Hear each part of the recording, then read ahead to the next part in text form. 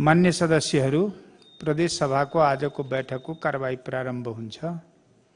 मान्य सदस्यहरू, मान्य खेलकूद तथा समाज कल्याण मन्त्री श्री प्रमोद कुमार जायसवालले प्रदेश बालिका संरक्षण सम्बन्धमा व्यवस्था गर्न बनेको विधेयक सम्बन्धी समितिको प्रतिवेदन सहितको विधेयक उपर छलफलको क्रम जारी रहने जानकारी गराउँदछु। सर्वप्रथम मान्य श्री रानी कुमारी तिवारी।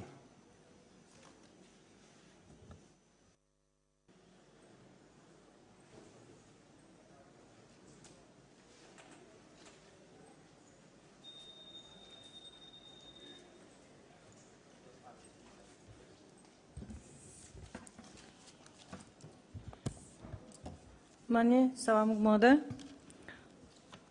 सबैभन्दा पहिले मैले यो प्रदेश बालिका संरक्षण सम्बन्धमा व्यवस्था गर्न बनेको विधेयक जुन आज समितिबाट गहन छलफल पश्चात हाउसमा पुनः ल्याइएको छ र यो विधेयक वास्तवमा महत्त्वपूर्ण विधेयक हो हाम्रो प्रदेशकै लागि। भन्न त यो देशको अवस्था पनि त्यही नै हो, तर हाम्रो प्रदेशलाई अझ बढी छोडी अवहेलित भनेर जुन संज्ञा दिने गरेको छ त्यसको लागि यो विधेयक हाम्रो लागि महत्त्वपूर्ण विधेयक हो र उहाँहरू मन्त्रालयदेखि समितिका सदस्य साथीहरू सबैलाई मैले धेरै धेरै धन्यवाद दिन चाहे। हुन त म आफै पनि त्यही समितिको सदस्य र यो विधेयकमा हामीले वास्तवमा भन्यो भने एक एक बुदामा छलफल गर्यौं। एकदमै मेहनत गरेर हामीले छलफल गरेको र ल्याएको यो विधेयक हो, किनकि हामीले धेरै कुरा हिजो मान्यज्यूहरूले भन्नुभयो कि यो विधेयकको समिति जुन थियो त्यो समितिमा धेरैजसो महिला साथीहरू हुनुहुन्छ भन्नुभयो। म अझ जानकारी गराउन चाहन्छु, हामी 14 जना सदस्य छौं, जसमध्ये 4 जना पुरुष हुनुहुन्छ।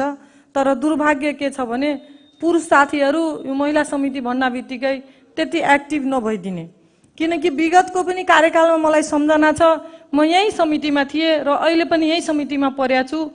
त्यति बेला संजोगले हाम्रो सभापति नै पुरुष हुनुहुन्थ्यो र महिला साथीहरू चाहिँ सबै आउने गरेका थिए। पुरुष साथी चाहिँ एकजना सदस्य त यस्तो पनि थिए कि एकजना एक दिन पनि मिटिङमा सहभागी भएन। किन हो त्यसलाई किन अपहेलित, किन त्यहाँ जाँदाखेरि डोमिनेसन फिल गरे हो कि के हो थाहा भएन, तर नआएको अवस्था पनि हामीले भोगेकै छौं। तर मलाई के लाग्छ भने कुनै पनि पुरुष साथीहरू महिला बिनाको घरै छैन, महिला बिनाको संसारै हुन सक्दैन र त्यो समितिमा काम गर्न किन अप्ठ्यारो मान्नुहुन्छ हामीलाई थाहा भएन। तर हामी जति साथीहरू थियौं उहाँहरूले एकदम गम्भीर छलफलमा ध्यान दिएर सानसानो कुरामा हामीले छलफल गरेर यो विधेयक ल्यायौं र सबैभन्दा महत्त्वपूर्णका विधेयक हुन सक्छ हाम्रो प्रदेशको लागि। यो विधेयक अन्य प्रदेशमा अहिलेसम्म ल्याएको पनि छैन र यसको कन्सेप्टको अवधारणामा छलफल पनि सुनेको छैन। हाम्रो प्रदेशले मात्र यो ल्याउन सफल भएको छ र यसमा अझ छोरी चेलीहरूको अधिकारको लागि संरक्षण प्रवर्धन गर्नेछ भन्ने हामीलाई विश्वास छ। यसमा बालिकाहरूको पालन पोषण शिक्षा स्वास्थ्य लगायतका विषयका व्यवस्थाहरू गरिएको छ, किनकि आज पनि हाम्रो प्रदेशमा चेली भन्ना बित्तिकै शिक्षामा पछाडि भएको हरेक निकायमा ऊ पछाडि परेको अहिलेसम्मको अवस्था छ र त्यो अवस्थाको अन्त्य हुनेछ भन्ने हाम्रो बुझाइ छ। यो विधेयकमा जम्मा 32 वटा दफाहरू छ र यो दफामा हामीले एक एक अक्षरमा हामीले छलफल गरेका छौं। हरेक एंगलबाट यसको व्याख्या हामीले गरेर ल्यायौं र बालिका भएको मुद्दामा बिना कानुन व्यवसायिक कुसुर सजायको व्यवस्था जुन थियो त्यसमा पनि हामीले सुनवाई नहुने व्यवस्था ल्यायौं, किनकि बिना कानुनन सल्लाह नभइकन एउटा लयर नभइकन उले आफ्नो मुद्दालाई अगाडि बढाउन सक्दैन र त्यसलाई पनि हामीले समेट्ने प्रयास गरेको छौं। बालिका संरक्षण तथा सशक्तिकरण गर्नको लागि सरकारलाई अनिवार्य दायित्व हुने र यसको अभियान नै सञ्चालन गर्ने व्यवस्था गरिएको छ, किनकि यहाँ बेटी बिमादेखिका कुराहरू हिजो आयो, ड्रप आउटको कुरा आयो। आज पनि हाम्रो देशकै डाटामा के भनिएको छ भने छोरीहरू जुन ड्रप आउट हुन्थ्यो स्कुलबाट यसको 0 मा पुगिसक्यो भनिन्छ, तर यथार्थ त्यो होइन। हाम्रो देशमा जुन एनजीओहरूले काम गर्ने गरेको छ उनीहरूको डाटामा हामीले हेर्यौं भने अब स्कुल ड्रप आउट गर्ने अन्त्य भइसकेको छ र शून्यमा पुगिसकेको छ भन्नुहुन्छ।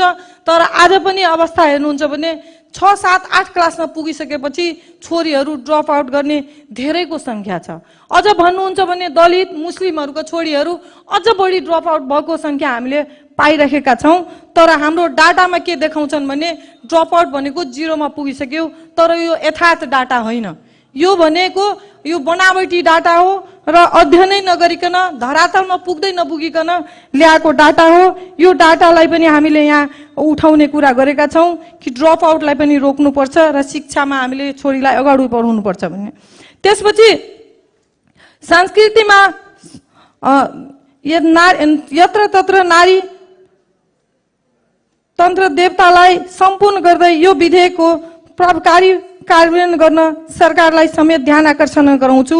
किनकि हाम्रो प्रदेशमा हामीले 52-54 वटा विधेयकहरू पास गर्यौं, तर अझै पनि धेरै विधेयकका ऐन कानुन नबनाएर त्यो सक्रिय हुन नसकेको अवस्थामा छन् विधेयकहरू। त्यसले गर्दाखेरि तत्काल हामीले ती विधेयकहरूको पनि कार्यान्वयनमा अगाडि बढाउँ र यो विधेयक अझ ल्याउन बित्तिकै हामीले यसको ऐन कानुनहरू बनाएर अगाडि बढाउनुपर्छ भन्ने मेरो बुझाइ हो र मेरो सुझाव पनि यही हो। त्यसपछि हामीले हिजो पनि एउटा बुदामा कुरा आएको थियो, प्रदेश प्रहरी ऐन भइसकेको तर कार्यान्वयन नभएकोले गर्दाखेरि हामीले तत्कालको लागि नेपाल प्रहरीलाई नै यो जिम्मा दिनुपर्छ भन्ने। तर कानुनमा लेख्दाखेरि तत्काल लेख्न चाहिँ ठिक हो, तर हाम्रो माग अझै पनि के भने प्रदेश प्रहरी समायोजन हुनुपर्छ। हामीले तत्काल कति पटक माग गरिसक्यो र संघीय सरकारलाई हामीले डेलिगेसनसम्म पनि लगिसकेको। त्यसले गर्दाखेरि हाम्रो अवधारणामा त्यो लेखिएको हो, यो तत्कालको लागि सुधार्न सकिन्छ। त्यसपछि बालिका कल्याण गृहको कुरा हामीले ल्याएको छौँ। अझ यसको महत्त्वपूर्ण भूमिका चाहिँ के छ भने हामीले स्थानीयसँग जोड्ने काम गरेका छौँ। स्थानीय जुन समितिहरू छ त्यो समितिहरूलाई पनि सक्रिय बनाउने र प्रदेश र स्थानीयको सम्बन्धलाई अझ उजागर गर्ने यो विधेयकले महत्त्व राख्छ। किनकि हामीले स्थानीयलाई पनि समेटेर अगाडि बढाउने प्रयास गरिरहेछौँ। किन अहिलेसम्मको अवधारणा के छ भने सङ्घ र प्रदेशको जसरी सम्बन्धै नभए जस्तो स्थानीय र प्रदेशको पनि सम्बन्ध नभएको अवस्था छ। कानुनन जे जति भए पनि हामी अहिले पनि के छ भने प्रदेश भनेको स्थानीयको मातहतमा होइन र स्थानीय पनि प्रदेशको मातहतमा होइन भनेरै सोचिराख्नु भएको छ। हामीले त्यसलाई जोड्ने काम गर्ने प्रयास गरेका छौँ कि दुईटालाई जोडौँ। त्यसपछि सेफ हाउसको कुरा हामीले ल्याछौँ, बालिका कल्याण गृहको कुरा ल्याछौँ। यो बालिका कल्याण गृह पहिलेदेखि लागू भएको हो तर यो सक्रिय छैन। सेफ हाउस पहिलेदेखि हाम्रो कार्यान्वयनमा ल्याएको हो तर अझै भन्यो भने चाहिँ यो डकुमेन्टमै सीमित भइरहेको छ। सेफ हाउसहरू निर्माण पनि भएको छ तर त्यो निर्माण भएको सेफ हाउसहरू पनि साँच्चैकै कार्यान्वयनमा ल्याउन सकेका छैनौँ। जबकि यसमा हरेक वर्ष केन्द्रबाट पनि बजेटहरू आउने गरेको छ, भवनहरू निर्माण भइरहेको छ। तर आज पनि मलाई सम्झना छ मेरै महोत्तरी जिल्लाको कुनै पनि महिला पीडित भयो भने उसलाई महोत्तरीमा होइन धनुषाको सेफ हाउसमा ल्याएर राखिनु बाध्यता छ। यो बाध्यताको अन्त्य हुनुपर्छ। किनभने एउटा जिल्लाबाट अर्को जिल्लामा लगेर राख्दाखेरि जुन चेलीहरूलाई समस्या हुन्छ त्यो समस्या हामीले बुझ्नुपर्छ र प्रत्येक जिल्लामा कमसेकम यो सेफ हाउसको जुन अवधारणा छ त्यसलाई एक्टिभ गराउनुपर्छ भन्ने यो विधेयकले उठाएको छ।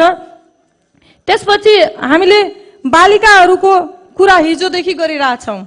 जुन यो भ्रूण हत्या छ यो कानुनले भ्रूण हत्या त हिजै पनि रोकेकै छ। अहिले पनि संघीय कानुनदेखि लिएर अहिलेसम्मको संविधानले पनि भ्रूण हत्यालाई माफी दिएको छैन, त्यहाँ पनि कानुनले बाँधेको छ। तर हाम्रो नियतमै खोट छ र त्यो नियतले गर्दाखेरि यो बदमासी भइरहेको छ। यसलाई अन्त्य गर्नुपर्छ। किनभने कानुनले अहिले पनि छोरी र छोराको सङ्ख्या हेरेर लिङ्ग परीक्षण गरेर एबोर्सन गराउने अधिकार दिएको छैन तर अझ पनि भइरहेको अवस्था छ। यसको परिणाम स्वरूप आज हाम्रो प्रदेशमा जुन छोरीको सङ्ख्या बढी थियो, छोराको सङ्ख्या भन्दा छोरीको सङ्ख्या बढी थियो, आजको दिन यो अवस्थामा हामी पुगेका छौँ कि छोरीको सङ्ख्या घट्दै गएको छ र छोराको सङ्ख्या बढ्दै गएको छ। तर मलाई के लाग्छ भने छोरीको सङ्ख्या घटे पनि हामी कहाँ पुग्ने छौँ त्यो एकचोटि कल्पना गरौँ र भोलिदेखि छोरी जुन श्रीमती जुन बहिनी आमाको रूपमा हामीले पाइरहेका छौँ त्यो कहाँ खोज्न जाने हो। किनकि छोरीबाटै भोलि श्रीमती र पर्सि आमा हुने हो र त्यो छोरीको अन्त्य गर्यौँ भने हामीले भोलिको संसार के देख्दैछौँ त्यो पनि हामीले सोच्नुपर्ने बाध्यता छ। र यसमा अझै के भनेको छ भने बाल अधिकार समिति जुन देखिएको छ यसमा के भन्न खोजेका छौँ भने यो बाल अधिकार समितिलाई अलिकति एक्टिभ गराउनुपर्छ। होइन भने यस्ता विधेयकहरू हामीले अझ पनि कार्यान्वयन गर्न सक्दैनौँ र धेरै खर्चको मात्रै बाटो निकालेर पनि सम्भव हुँदैन। खर्चको कटौती गर्नको लागि पनि भएकै समितिहरूलाई एक्टिभ गराउनुपर्छ भनेर यो अवधारणाको साथ यो समितिमा हामीले यो पुनः जुन बाल गृहदेखि लिएर सेफ हाउसदेखि लिएर यिनीहरूलाई एक्टिभ गराउने काम किन गर्न खोजेका छौँ भने नयाँ नयाँ संस्थाहरू बनाएर नयाँ नयाँ समितिहरू बनाएर खर्चको भार मात्रै थप्ने भएकोले त्यो खर्चको अन्त्य गर्नको लागि हामीले यो भएकै समितिहरूलाई कार्यान्वयनमा ल्याउनको लागि अनुरोध गरेका छौँ। र यो विधेयकमा अझ के भन्न चाहन्छु भने तत्काल पास हुन बित्तिकै यसलाई ऐन कानुन बनाएर कार्यान्वयनमा ल्याउँ भन्ने मेरो शुभकामना र अझ फेरि पुनः मन्त्रीजीलाई म धन्यवाद दिन चाहन्छु किनकि यो विधेयक यहाँ आउँदा आउँदा हिजै पनि साथीहरूले भन्नुभएको थियो 3-4 जना मन्त्रीजीहरू चेन्ज भन्नुभयो, लेकिन सौभाग्य हाम्रो प्रमोदजीको हातमा आइपुगेको छ र अन्तिम जस उहाँको हातमा जान्छ भनेर हामीले शुभकामना दिन चाहे। धन्यवाद। जय मधेस। अब मान्य श्री सुनीता यादव।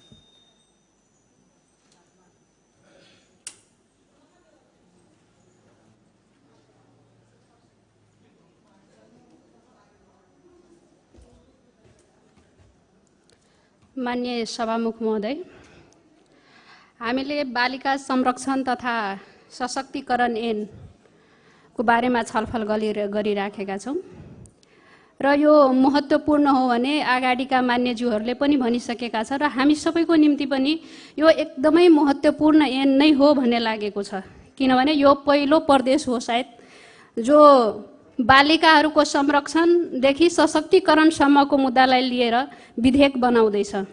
कानुनहरू सङ्घीय कानुन पनि बनिसकेका छ महिलाको हक हितको लागि, धेरै कानुनहरू बनिसकेको छ तर कार्यान्वयनको पक्षमा छैन। अहिले पनि फितलो अवस्था देखिएको छ र मैले सबभन्दा पहिला यहाँ के औल्याउन चाहे भने म मन्त्री भएकै कालमा लाग्छ क्याबिनेटमा यो क्याबिनेटबाट प्रदेशसभामा ल्याउनको निम्ति यो ऐन र पर्यटन ऐन आइसकेको थियो। पर्यटन ऐनको पनि या प्रस्तुत गर्दाखेरि अहिले 2081 राख्नुपर्ने ठाउँमा दुईटैमा चाहिँ यसमा पनि 2080 नै भएको छ। यो प्रस्तुत गर्दा बेलासम्म 2081 भइसकेको छ। यसलाई सच्याउनु पर्छ भन्ने लागेको छ। 7 परिच्छेद र 32 उपदफामा समेटिएको यो ऐन निकै मेहनत गर्नुभएको छ समितिको सदस्य साथीहरूले र यहाँसम्म ल्याउँदा समितिका सभापति सदस्य साथी लगायत मन्त्रीज्यूलाई म धन्यवाद दिन चाहन्छु। यो विषयमा समग्र विषयहरू समेटिएको छ, कतै धेरै औल्याउनु पर्ने ठाउँहरू त छैन। त्यही पनि हामीले जुन अहिले महिलाहरूको समस्याको बारेमा हामीले भोग्दै गर्दाखेरि हामीले के भनेका छौँ भने सैद्धान्तिक ज्ञानभन्दा व्यवहारिक ज्ञान ठुलो हुन्छ र धेरै महिला सदस्यहरू यस समितिमा हुँदाखेरि उहाँले यो ल्याउनु भएको ऐनमा चाहिँ व्यवहारिक ज्ञान नै ठुलो मानेर उहाँहरूले जुन आफ्नै व्यवहारमा भोगिराख्नु भएको समस्याहरू छ त्यसलाई सम्बोधन गर्नुभएको छ। त्यसले पनि यो अझै उत्कृष्ट अरू ऐनहरूभन्दा यो उत्कृष्ट भएको भनेको मैले मानेको छु। आमा बुवाको सम्पत्तिमा समान अधिकारको कुरा गरेको छ यो ऐनले। आमा बुवाको सम्पत्तिमा छोरी भएकै नाताले विभेद खेप्नु नपर्ने र समान अधिकारको कुरा सङ्घीय कानुनले पनि गरेको छ। तर कार्यान्वयन यसको पक्ष कहाँ छ? अहिले पनि हामी जति सांसदहरू छौँ कमसेकम यो सदनबाट एउटा प्रतिबद्धता गरौँ न यो ऐन कार्यान्वयन गर्नको लागि कि हामीहरूले पनि हामी जति सम्पत्तिमा छोरा र छोरीलाई समान अधिकार दिन्छौँ यहाँबाट हामीले यदि प्रतिबद्धता सुरु गर्यौँ भने यो ऐन लागू गर्न कुनै पनि गाह्रो हुने छैन। त्यसैले हामीले ऐन मात्रै बनाउने होइन, धेरै ऐनहरू बनाइसके। यसको कार्यान्वयनको पक्षलाई हामीले ध्यान दिनुपर्छ भन्ने लागेको छ। वैवाहिक सम्बन्धमा कुनै पनि करकाप गर्न नपाइने भनेको छ यस ऐनले। तर हाम्रो समाजमा, मधेसको समाजमा हामीले हेर्यौँ भने कुनै पनि धेरै कुनै एडभान्स फ्यामिलीहरूमा 1-2% होला, त्यो छुट्टै कुरा हो। तर आफ्नो मनले आफ्नो जीवनसाथी रोज्न पाउने अवस्था अहिले पनि छैन नि त। यसलाई हामीले कसरी हटाउने? यो सबै समस्या हामी भित्रै छ। हामी पनि यही समाजको मान्छे छौँ। आज हामी जति सांसदहरू छौँ यही समाजको मान्छे छौँ, यो विषयमा मलाई लाग्छ हामी आफै प्रतिबद्ध हुनुपर्छ। र विवाहको सन्दर्भमा मलाई के लागेको छ भने एउटा विषय मलाई लागेको जुन हामीले सामाजिक रूपमा भोगिराखेका छौँ अहिले, यो अब व्यवहारिक रूपले कति मिल्ला नमिल्ला मलाई थाहा छैन। जुन वैवाहिक उमेर 20 वर्ष जुन कोड गरिएको छ कि छोरीहरूलाई 20 वर्षपछि बिहे गर्ने भनेको, तर हाम्रो समाजमा चाहिँ यो साह्रै समस्या देख्यो भन्ने लागेको छ कि हामीले 15-16 वर्षमा बिहे गर्ने बानी भएका हाम्रो समाजमा एकैचोटि 20 वर्षसम्म पुर्याउँदाखेरि अहिले कस्तो देखियो भने त्यही बिचमा चाहिँ धेरै भाग्ने जस्तो समस्याहरू देखिराखेका छन्। र यही बिचमा चाहिँ अब प्रहरीले गएर चाहिँ बालविवाह गर्यो भनेर समाउन जान्छन्, तर अब उमेर पुगेको छैन, उनीहरू चाहिँ एकअर्काबाट छुटिन मानेको छैन। अब मधेसको सन्दर्भमा अलि मिल्दाखेरि त्यो शारीरिक, त्यो त अब मलाई लाग्छ एकदमै महिलाहरूको जैविक अध्ययन गरेर पनि त्यो 20 वर्षको उमेर थपेको होला, तर मधेसको सन्दर्भमा 18 वर्ष जति गरेको भए अझै अलि राम्रो हुन्थ्यो कि भन्ने लागेछ। पछाडि चाहिँ अब यो 20 वर्ष पुर्याए पनि तत्काल यो साह्रै समस्या जस्तो देखियो भन्ने मलाई लागेको हो। बालिकाहरूको अधिकार हनन भएको खण्डमा एसएनले के बोलेको छ भने एकैचोटि अदालतमा जाने भने कोही पनि यदि हनन भएको छ देख्दाखेरि अरू कोही पनि उसको पक्षबाट, बालिकाको पक्षबाट अदालतमा उजुरी गर्न सक्ने भन्नेको छ। तर मलाई के लागेको छ भने एकैचोटि अदालतै पुग्न त अदालत अलि भास्ट जस्तो भयो। त्यहीँको न्यायिक निकायहरू या उजुरी गर्ने ठाउँ प्रहरी चौकी, न्यायिक निकाय पहिला हामीले त्यहाँबाट सुरु गर्ने हो कि? यदि त्यहाँबाट सुरु हुँदाखेरि त्यो मुद्दा बढ्दै जाँदाखेरि त अदालतसम्म गइहालिन्छ त्यहाँबाट समाधान नभएपछि।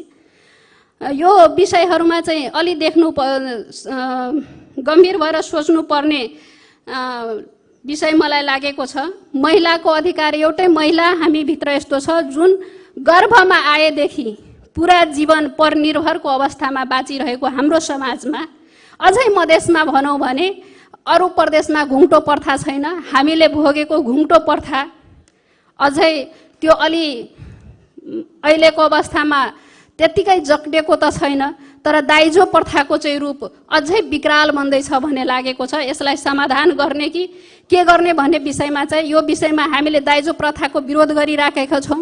दाइजो दिनु हुँदैन भनेको छौँ, दिनु लिनु दुईटै कानुनी अपराध हो भनेको छौँ, तर हाम्रै समाजमा अहिले त जो जति पढ्यो त्यसले चाहिँ त्यति धेरै डिमान्ड गर्ने अवस्थाहरू देखिएको छ। यसलाई चाहिँ अलिक कडाइपूर्वक यदि हामी महिलाको हक हितको निम्ति सोचिरहेछौँ भने यसलाई अलिक कडाइपूर्वक हामीले लैजानुपर्छ भन्ने लागेको छ। र अर्को अवसर दिँदाखेरि सकिन्छ भन्ने मलाई लागेको छ। महिलाहरू कुनै पनि क्षेत्रमा पुरुषभन्दा पछाडि छैन। मानसिक रूपमा हामी तयार भयो भने पुरुष साथीहरू पनि कन्सियस हुनुभयो भने महिलाको अधिकारको लागि महिला मात्रै लड्नुपर्ने भन्ने मान्यताबाट चाहिँ मलाई विश्वास लाग्दैन। र महिला मात्रै लडेर पनि हुँदैन, यदि पुरुषहरू पनि यसमा साथ दिने हो भने मलाई लाग्छ महिला अधिकार र को संरक्षण गर्न हामीलाई त्यति धेरै गाह्रो हुँदैन। र हामी घरबाट सुरु गऱ्यौँ भने आजैदेखि यो ऐनलाई गएर हामी सबै सांसदहरू मात्रै एकचोटि अध्ययन गरौँ, यो कुराहरू हामी आफ्नो घरबाट लागू गऱ्यौँ भने मलाई लाग्छ यो सम्भव छ, यो ऐन लागू पनि हुन्छ र सबभन्दा छिटो मध्य प्रदेशमा यही ऐन लागू हुन्छ। महिलाहरू जैविक रूपमा प्रष्ट भइसकेको छ, पुरुषहरूभन्दा केहीमा पनि कम छैन, अझै त तेजिलो नै छ, अगाडि नै छ भन्ने छ। हामीले भोगेका पनि छौँ। युद्धकालमा हामीले सेना क्षेत्रमा मात्रै पनि 40% महिलाहरूको सहभागिता हामी आफै देखेर भोगेरै आएको अवस्था हो। त्यसैले यो सम्भव छ भन्ने लागेको छ। यो ऐन छिटो कार्यान्वयनमा पनि जाओस् भन्ने फेरि पनि मन्त्रीजी र सभापतिलाई धन्यवाद दिन चाहन्छु यस ऐनको निम्ति। धन्यवाद। अब मान्य श्री कञ्चन विक्षाल।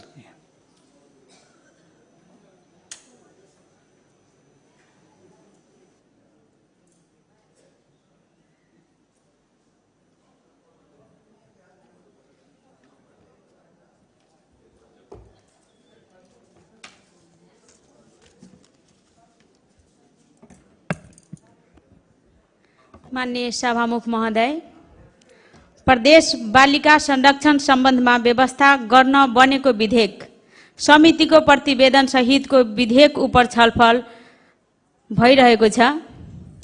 सर्वप्रथम महिला बालबालिका तथा सामाजिक न्याय समितिको सभापति लगायत सम्पूर्ण समितिका सदस्यज्यूहरूलाई धन्यवाद दिन चाहन्छु। यो विधेयक धेरै नै महत्त्वपूर्ण विधेयक रहेको छ। यसमा 7वटा परिच्छेद र 32 दफा उल्लेख गरिएको छ। प्रतिवेदन अध्ययन गर्दा निकै नै मेहनत र सरकारवालासँग छलफल गरी ल्याएको देखिन्छ। यस ऐन प्रारम्भ भएपछि मध्य प्रदेशका बालिकाहरूको हक हितको संरक्षण हुन्छ भन्ने विश्वास लिएको छु। बालिकाका विरुद्धको जातीय लैङ्गिक विभेदलाई अन्त्य हुन्छ भन्ने विश्वास लिएको छु। शारीरिक मानसिक विकासका लागि बालिकाहरूको जन्म पालन पोषण शिक्षा तथा स्वास्थ्यको प्रत्याभूति हुने गरी उल्लेख गरिएको छ। यस विधेयकमा यस विधेयकको कसुर तथा सजायको व्यवस्था पनि गरिएको छ।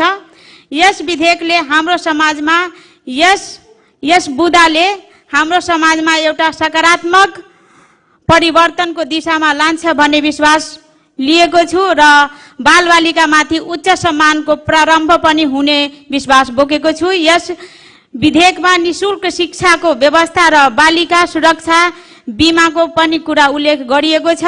समग्रमा यस विधेयकले मध्य प्रदेशका बालिकामाथि भइरहेको विभेद जस्तै अर्ली चाइल्ड म्यारेजको कुरा, डाउरी सिस्टमको कुरा, यो सबैको अन्त्य हुन्छ भन्ने विश्वास लिएको छु र छिटै यो विधेयक यो ऐन नियमावली बनाएर कार्यान्वयनतर्फ जाओस् भन्ने विश्वास पनि लिएको छु।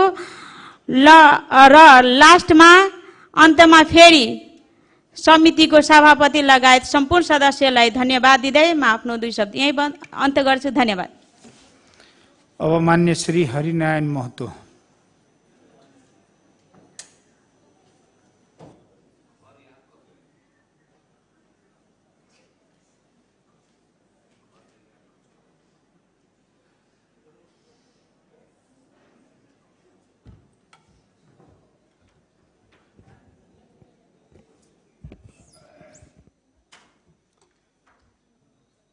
माननीय सभामुखज्यू, उपस्थित माननीय ज्यूहरू, आज बालिका संरक्षण ऐन सम्बन्धमा हामी आज छलफल गर्दैछौँ र ढिलै भए पनि आज बालिका संरक्षण ऐन यो विधेयक प्रस्तुत भएका छन्। तसर्थ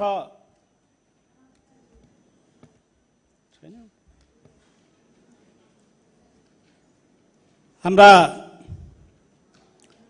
सम्बन्धित मन्त्रीजीलाई म हार्दिक धन्यवाद दिन चाहन्छु। खास गरेर हामी बालिका संरक्षणको कुरा गर्दैछौँ। एउटा उखान छ, आजको कोपिला भोलिको फूल। आज बालिका संरक्षण विधेयकमाथि हामीले छलफल गरिरहँदा ती बालिकाको संरक्षण सम्वर्धन कसरी हुन्छ त्यसको बारेमा हामी छलफल गर्दैछौँ। हुन त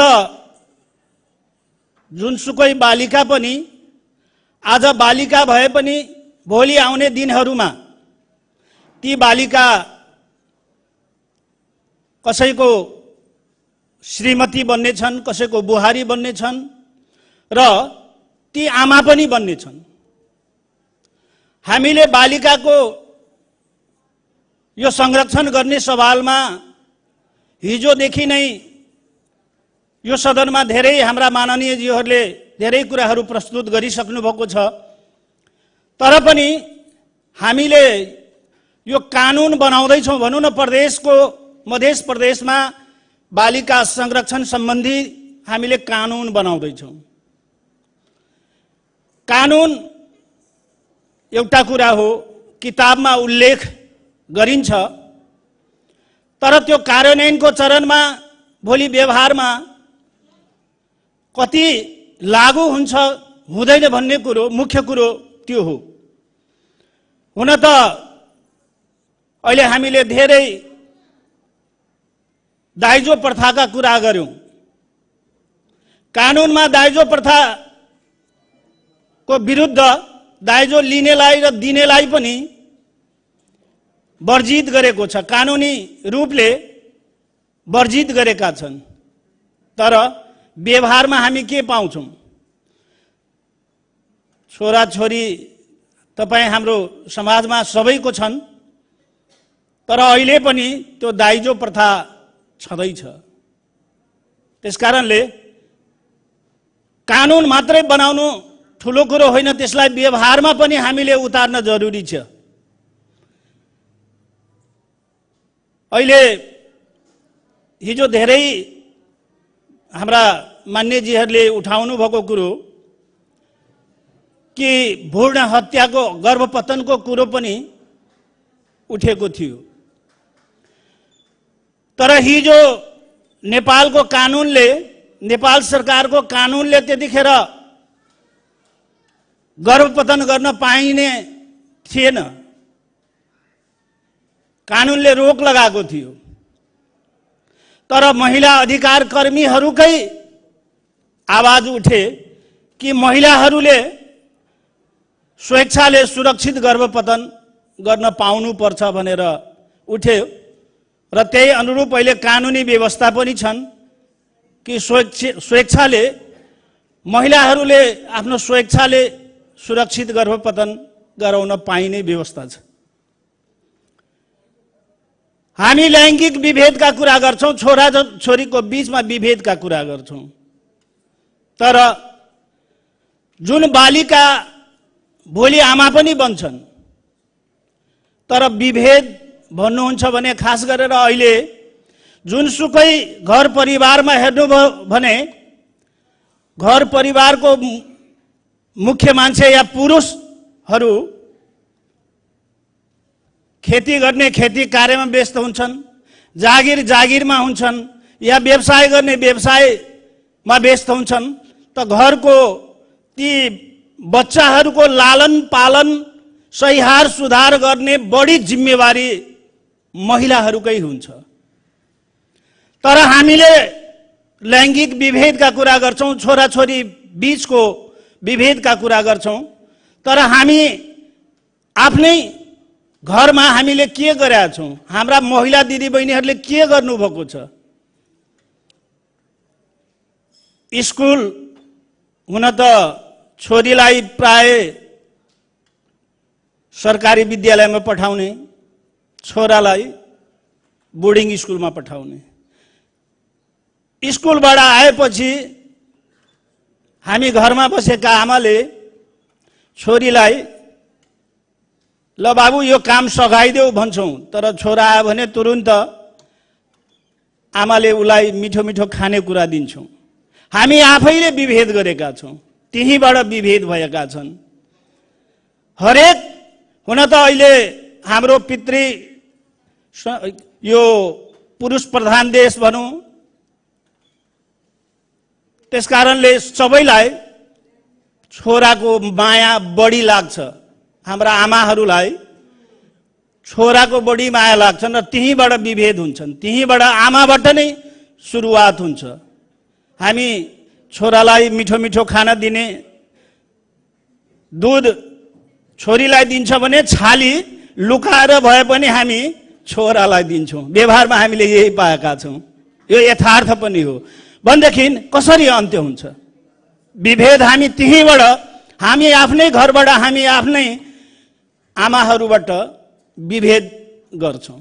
त्यसकारणले सबभन्दा पहिला म के आग्रह गर्न चाहन्छु भने कि त्यो त्यहाँबाट विभेद हुनु भएन, छोरा छोरीको बीचमा विभेद हुनु भएन। छोरा र छोरीलाई सम्मान व्यवहार गर्नुभयो, सम्मान सहिहार सुधारमा या त्यसको लालन पालनमा या शिक्षा दीक्षामा समान रूपले हामीले व्यवहार गर्यौं भने यो लैंगिक हिंसा या लैंगिक विभेद त्यहीबाट कर्मिक रूपले न्यूनीकरण हुँदै जान्छ र यो अन्त्य हुन सक्छ।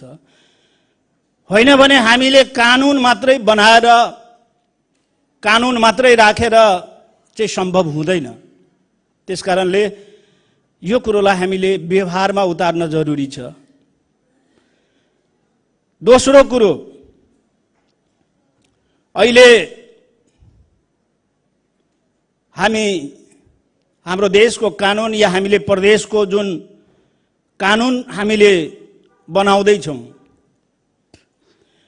विवाहको हदम्याद उमेरको हदम्याद भनेका छौं हामीले 20 वर्ष कमसे कम बालिकाको उमेर हुनुपर्ने। तर हामीले धेरै त्यस्तो घटनाहरू, धेरै त्यस्ता बालिकाहरूलाई, महिलाहरूलाई हामीले हेरेका छौं 13 वर्षमा बच्चा पाएको पनि हामीले पाएका छौं। अहिले 20 वर्ष कानुनी रूपले 20 वर्ष नपुगी विवाह गर्न पाइदैन। तर अहिले आम भन्नुस् त अहिले 14 वर्ष 15 वर्षमा अधिकांश बालिकाहरू अभिभावकको मन्जुरी बिना उनीहरू भागी विवाह गर्ने यो एकदमै बढ्दो छ। अहिले हाम्रो समाजमा धेरै घटनाहरू घटिरहेको छ। अभिभावकहरू पनि एकदमै परेशान छन्। अब कानुनी रूपले उसले 20 वर्ष पूरा नगरेको कारणले उसको विवाह दर्ता हुँदैन। विवाह दर्ता 20 वर्ष पुग्दा नपुग्दा उसको 2टा बच्चा भइसकेको हुन्छन्। उसको विवाह दर्ता भएन भने उसको बच्चाको जन्म दर्ता हुँदैन। जन्म दर्ता भएन भने भोलि उसले नागरिकता प्राप्त गर्नलाई कति समस्या झेल्नु पर्छ। त्यसकारणले यी कठिनाइहरू छन्। तर अहिले फेरि पनि महिला अधिकार कर्मीहरूबाट कतै कतै ती कुराहरू उठ्न थालेको छ कि 20 वर्षलाई घटाएर पहिला जुन 18 वर्ष राखिएको थियो त्यो 18 वर्ष नै कायम गरिनुपर्छ भनेर महिला अधिकार कर्मीहरूबाट नै यी कुराहरू उठिरहेको छ। र यथार्थमा पनि हो, अहिले हाम्रो समाजमा देखिएको एकदमै समस्याको रूपमा छन् 15 वर्ष 14 वर्षका बालिकाहरू भागी विवाह गर्ने एकदमै बढिरहेको छ। यसलाई कसरी हामी निरुत्साहित गर्ने, कसरी न्यूनीकरण गर्ने, यसको लागि के कानुनी व्यवस्था या उपाय हुन सक्छ? मान्यज्यू छोट्याउनुस्। त्यसकारणले हुन त अहिले यो विधेयक जुन सम्बन्धित मन्त्रालयमै यसको अधिकार पनि यो बालिका संरक्षण ऐनको अधिकार पनि सम्बन्धित मन्त्रालयलाई हुनुपर्ने। तर अहिलेको विधेयकमा मुख्यमन्त्री कार्यालयमा रहने भनेर ल्याउनु भएको छ। र म आग्रह गर्न चाहन्छु कि यो कमसे कम जो सम्बन्धित मन्त्रालयको हो, सम्बन्धित मन्त्रालयले जो आज प्रस्तुत गरेको छ, सम्बन्धित मन्त्रालयले नै यो जिम्मेवारी रहोस् भन्ने आग्रह गर्दै म आफ्नो भनाइ यही अन्त्य गर्छु। धन्यवाद।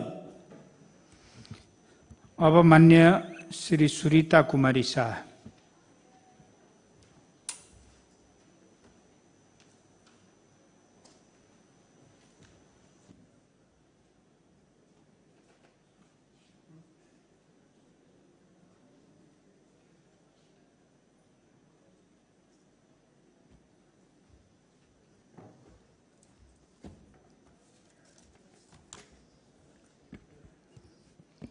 माननीय सभामुख जी,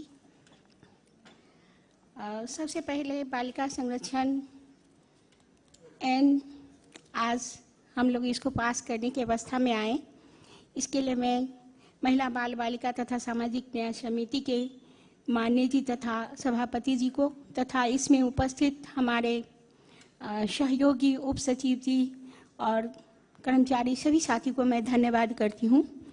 सबसे पहले तो मुझे इस विधेयक को लाने में, टेबल करने तक की अवस्था में यहाँ तक आने के लिए और इसको पेश करने तक में मैं यहाँ हूँ, इसीलिए मैं इसमें कुछ चीज़ें को सिर्फ उन कुछ बातों को संबोधन करना चाहती हूँ। इसमें बहुत सारी बातें हमारे पूर्व माननीय सबों ने कहा कि बहुत अच्छा है। बाल बालिका संरक्षण, हमें किस बालिका को संरक्षण करना पड़ा, किन बालिकाओं के लिए कानूनी आधार की आवश्यकता है, किन बालिकाओं को बाल कल्याण गृह की आवश्यकता है, इन सभी बातों को इसमें संबोधन किया गया है। और मुख्यमंत्री मंत्री परिषद इसमें बालिका संरक्षण समिति बनाने का, उसको आधिकारिक रूप में मंत्रालय को भी संबोधन किया गया है। तो इन सभी आधारों को आपको न्यायिक समिति को संबोधन किया गया। हमारे पूर्व मान्य जी ने एक बात कही थी इसमें, जो इसमें न्यायिक समिति को मतलब पहले से ही कानूनी आधार तय करना पड़ा। तो मुझे लगता है बालिका संरक्षण के लिए हमें स्थानीय निकाय से लेकर प्रदेश तक के समन्वय की आवश्यकता इसमें कानूनी रूप में खोल कर दिया गया है।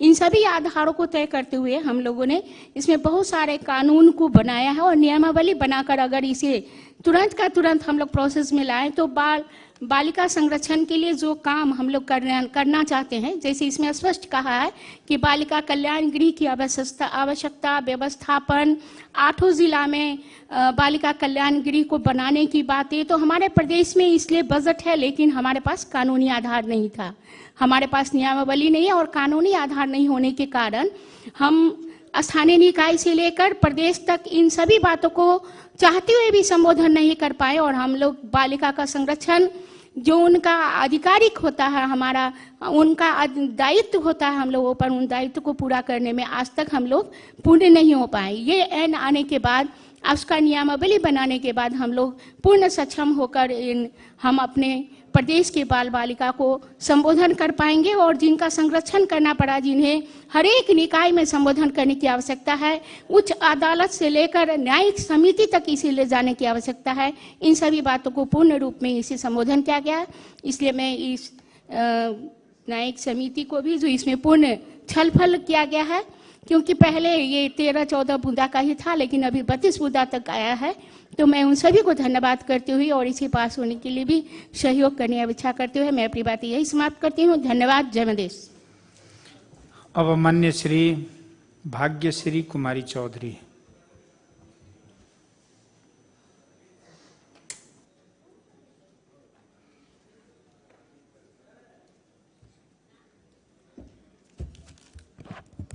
धन्यवाद माननीय सभामुख महोदय। माननीय सभामुख महोदय, यो नयाँ सरकार बनेपछि म आज पहिलो पल्ट बोल्न मौका पाएको हुँदा सर्वप्रथम यही परिवर्तनको लागि आफ्नो ज्यानको आहुति दिने ज्ञात अज्ञात वीर शहीदहरूप्रति श्रद्धासुमन व्यक्त गर्दै मधेसको दिशा र दशा परिवर्तन गर्न बनेका मुख्यमन्त्रीजी लगायत सम्पूर्ण मन्त्री र राज्य मन्त्रीज्यूहरूलाई हार्दिक शुभकामना र बधाई दिन चाहन्छु। माननीय सभामुख महोदय, नेपालको दक्षिण भूगोल भारतको खुला सिमानासँग जोडिएको हाम्रो मध्य प्रदेशमा बाल बालिका तथा महिला संरक्षण को विषय जब कुनै ऐन कानुन बनाउन हामी बस्छौं त्यतिखेर हामी निर्मम भएर संरक्षित कानुन बनाउनु पर्छ। यो प्रदेश भरिमा जति बाल विवाह, दाइजो प्रथा, अन्धविश्वास र कुरीतिको कारण जति पनि बाल बालिका महिलाहरूमाथि हिंसा र मानव अधिकार हनन हुन्छ, त्यसको लागि प्रदेशमा बनेको कानुन संघ सरकारले पनि कडाइका साथ विभेद रहित वातावरणमा लागू गर्न सक्नु पर्यो। यो प्रदेशमा बहुसंख्यक बालिकालाई जहिले पनि शिक्षाबाट वञ्चित गर्दै आएको छ र त्यसको मूल जडो हो गरिबी। कतिपय परिवारले बालिकालाई आफ्नो परिवारको गरिबी हटाउन बाध्य भएर श्रम शोषण गरेको छ। हामीलाई लाग्ला यो कानुन अपराध हो, तर विगतका सरकारले बालिकाको लागि शिक्षामा दिनुपर्ने अनुदान दिन सकेन होला। अब हामीले यो सरकारबाट बालिका संरक्षणका लागि विशेष प्याकेजमै व्यवस्था गरिदिन यहाँबाट माग गर्न चाहन्छु। यदि बालिका तथा महिलालाई हामीले यो युगमा संरक्षण र सुरक्षा चाहन्छौँ भने अपराधिता मानसिकता बोकेका वा अपराध गरेको जोसुकै व्यक्तिलाई सशक्त रूपमा दण्ड र सजायको व्यवस्था गर्नुपर्छ।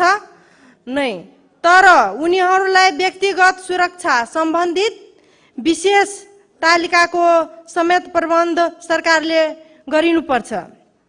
माननीय सभामुख महोदय, महिला सशक्तिकरणमा नेपालको कानुन अहिले पनि कमजोर नै हो। यस विधेयकमा सबै वर्ग, समुदाय, भूगोल, बालिकाहरूको संरक्षण तथा सुरक्षामा विशेष सहयोग हुने गरी ल्याइएको छ। यस विधेयकले सकेसम्म बालिकाको लागि भविष्यमा हुने ठूलो समस्यालाई समाधान गर्ने विषयलाई पनि सम्बोधन गर्न खोजेको छ। त्यसको लागि हामी सबै माननीयज्यूहरूलाई यस विधेयकलाई पास गर्नुपर्छ र यस महिला बालबालिका समितिका सभापतिज्यूलाई म धन्यवाद दिन चाहन्छु र यस सम्बन्धित पर्ने मन्त्रीज्यूलाई पनि धन्यवाद दिन चाहन्छु र अन्तमा आफ्नो शब्द यही बन्द गर्न चाहन्छु। जय मधेस, जय स्वराज।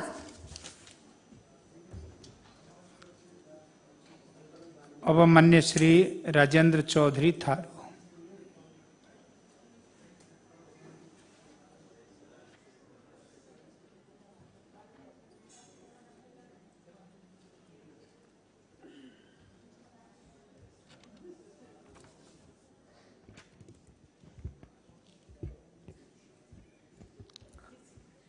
माननीय सभामुखज्यू, अहिले हामी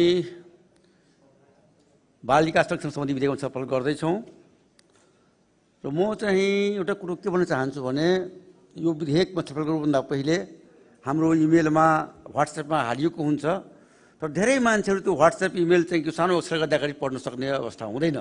त्यसले गर्दाखेरि मेरो विचारले छलफल गर्नुभन्दा पहिले सबैको पिजन हलमा चाहिँ एउटा यो प्रति चाहिँ राख्नुपर्छ मलाई जस्तो लाग्छ। अरू कुरो के छ भनेदेखि हामी मान्यहरू चाहिँ यो विधेयकप्रति त्यति चासो हामी दिँदैनौँ, हामी ध्यान पनि दिँदैनौँ जबकि हाम्रो मेन काम नै त्यो विधेयक पास गर्ने हो। त्यहाँतर्फ हामी चाहिँ ध्यान चाहिँ दिएका हुँदैनौँ। त्यहाँतर्फ म ध्यान दिन सबैलाई आकर्षित गर्न चाहन्छु। अरू कुरो यो विधेयक जुन पेश गरिएको छ त्यो चाहिँ मृत्यु गरेर ल्याएको छ, त्यो राम्रो छ र यो विधेयक कार्यान्वयन भयो भने केही हदसम्म चाहिँ यहाँ महिलाको हकमा बालबालिकाको हकमा चाहिँ राम्रो हुन्छ जस्तो लाग्छ मलाई। र म एउटा कुरो मैले यसो सशस्त्र हेर्दाखेरि मैले के पाएँ भने यसले जुन एउटा नयाँ ट्रेन्ड विकास भएको छ हाम्रो नेपालमा पनि विश्वमा पनि र जसले गर्दा समस्या उत्पन्न भइरहेको छ जसलाई हामी यहाँ उसले गरेका छैनौँ, हामी स्वीकार गरेका छैनौँ। त्यो ट्रेन्ड के हो भने त्यो लिभिङ इन रिलेसनसिप, बिहा हुनुभन्दा पहिले सँगै बस्ने तर त्यसको कुनै कानुनी मान्यता चाहिँ हामीले कानुन दिएका छैनौँ। तर व्यवहारमा यो चाहिँ यसले नयाँ ट्रेन्ड विकास भएको छ, लिभिङ रिलेसनसिप बिफोर म्यारेज। र त्यही सन्दर्भमा बस्ने क्रममा कहिलेकाहीँ त्यो बालबच्चा पनि भइदिन्छ, त्यसपछि त्यहाँ समस्या उत्पन्न हुन्छ। बिहा दर्ता भएको हुँदैन, बिहा गरेको हुँदैन, त्यो सन्दर्भमा बालबच्चा हुन्छ, त्यसको जन्म दर्ता हुँदैन, केटाले पनि स्वीकार गर्दैन। त्यसले गर्दाखेरि यो समस्या व्यापक हाम्रो समाजमा आइरहेको छ। यसलाई सम्बोधन गर्न पनि हामीले ऐनमा चाहिँ या त रिलेसनसिपमा बस्ने एउटा कानुनी आधार बनाउने हो कि जसले गर्दाखेरि त्यसबाट जन्मेको बच्चालाई पनि एउटा केही कानुनी आधार हुन्छ। जस्तो कि विदेशमा मैले हेर्दा विदेशको कुरा गर्दाखेरि मैले के पाएको छु भने त्यसरी बालबच्चा भएको अवस्थामा डिएनए टेस्ट गराएर त्यो सम्बन्धित चाहिँ महिला र पुरुषलाई पनि चाहिँ त्यो बालबच्चाको चाहिँ भरण पोषण गर्ने चाहिँ तपाईँको कानुनी व्यवस्था जिम्मा लगाइन्छ। त्यस्तै व्यवस्था यहाँ पनि चाहिँ त्यो चाहिँ तपाईँको गर्नुपर्छ मलाई जस्तो लाग्छ। र यो नयाँ जुन ट्रेन्ड समाजको विकास भइरहेको छ हामीले यतातर्फ सम्बोधन गरेनौँ भने हामी कता कता चाहिँ एकदम पछाडि पर्छौँ कि, तर यसतर्फ पनि ध्यान दियोस् भन्ने म चाहिँ ढाङ्गास गर्न चाहन्छु। अरू कुरो के छ भने यो जन्म दर्ताको समस्या अब अहिले के छ भने धेरै कतिपय बालबालिका विदेश जान्छन्, इन्डिया जान्छन्, चाहे अरू देश पनि जान्छन्, कहीँ त्यहीँ त्यो जन्मिहाल्छ। चाहे कहीँ विदेशमा नेपाली पासपोर्ट होल्डर छ, त्यहाँ त्यसको बच्चा जन्म भएको छ, तर त्यो बच्चाको जन्म दर्ता यहाँ हुँदैन। किनभनेदेखि त्यहाँ चाहिँ उसको आमा बाबु खोज्छ, त्यहाँको अस्पतालको रेकर्ड खोज्छ, कतिको त्यो रेकर्ड ल्याएको हुँदैन, त्यस्तो बच्चाको चाहिँ जन्मदर्ताको समस्या तपाईँको भइरहेको छ। यसतर्फ पनि केही सोच्ने हो कि काउन्ट बनाउने हो कि, किनकि म स्वयं भुक्तभोगी छु। मेरो छोरा बुहारी बाहिर बस्छ, त्यहाँ नाति नातिना जन्मियो, नेपाली पासपोर्ट होल्डर छ, तर उसको बालबच्चाको यहाँ जन्मदर्ता गर्न मान्दैन, जन्मदर्ता गर्न मान्दैन। त्यसले गर्दाखेरि यसलाई पनि कसरी त्यसलाई चाहिँ समाधान गर्ने हो, यस्तो जस्तो पनि ध्यान दिनुपर्छ मलाई जस्तो लाग्छ। अर्को कुरो यो विवाहको जुन उमेर कुरा आएको छ, त्यो वास्तवमा खास गरिकन यो तराईमा, हाम्रो जुन मधेसमा यो एउटा विकराल समस्याको रूपमा छ। यसलाई हामीले यथार्थमा समाधान गर्नै पर्छ। होइन भने विवाह त हुन्छ, बालबच्चा जन्मिन्छ, तर जन्मदातामा समस्या भइरहेको छ। अब यो व्यवहारलाई, यो समस्यालाई हामीले समाधान गर्न विवाहको उमेर जुन 20 छ त्यसलाई घटाएर चाहिँ 17-18 कति गर्ने हो, त्यसमा चाहिँ छलफल गर्नुपर्छ कि जस्तो मलाई चाहिँ लागिरहेको छ। र अर्को कुरो यो हामी बाल श्रमको कुरा गरेका छौँ, निषेध गर्ने, तर जति पनि आफूलाई ठुला धनी मानी कहलाउने व्यक्तिहरूको घरमा, सबैको घरमा बाल श्रम हुन्छ। सबैको घरमा त्यो काम गर्ने बालबच्चाहरू चाहिँ राखेको हुन्छ, केटाकेटीहरू राखेको हुन्छ। हामी आफै पुरा गर्छौँ, तर हामी आफै घरमा त्यो लागू गर्दैनौँ। त्यसैले कानुन बनाएर मात्र हुँदैन, यसलाई व्यवहारमा कसरी लागू गर्न सकिन्छ, यसतर्फ अरू कुरो के छ भने, जबसम्म गरिबको बालबच्चाहरूको चाहिँ आवासीय विद्यालयमा पढ्ने व्यवस्था गरिँदैन, तबसम्म यो बाल श्रम पनि रोक्न सकिँदैन। त्यसैले गर्दाखेरि यो आवासीय विद्यालयमा बालिकाहरूको चाहिँ चाहे गरिबहरूको चाहिँ व्यवस्था दलितहरू खास गरिकन राख्नुपर्छ जस्तो मलाई लाग्छ। अनि मात्र यसको समाधान हुन्छ। र अन्तमा यो विधेयक यो समितिले ल्याएकोमा धन्यवाद दिँदै यो विधेयक पास होस्, नियमावली बनोस्, कार्यान्वयन होस् भन्ने म ढाका छु। धन्यवाद। अब मान्य श्री किरण कुमारी।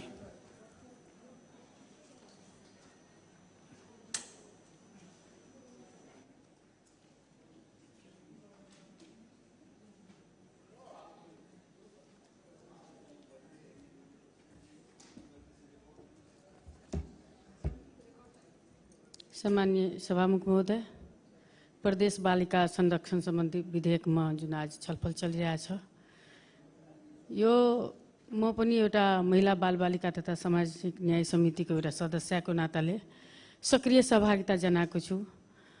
अनि हरेक दफालाई गहन चिन्तन मनन गरी पटक पटक र वा संरक्षण, संवर्धन, बालिकाको शिक्षा, दीक्षा, स्वास्थ्य उपचार हरेक कुरामा चाहिँ ध्यानपूर्वक कसरी यो प्रदेशमा एउटा उत्कृष्ट बालिकालाई जन्मिने बित्तिकै एउटा सम्मानजनक जुन हाम्रो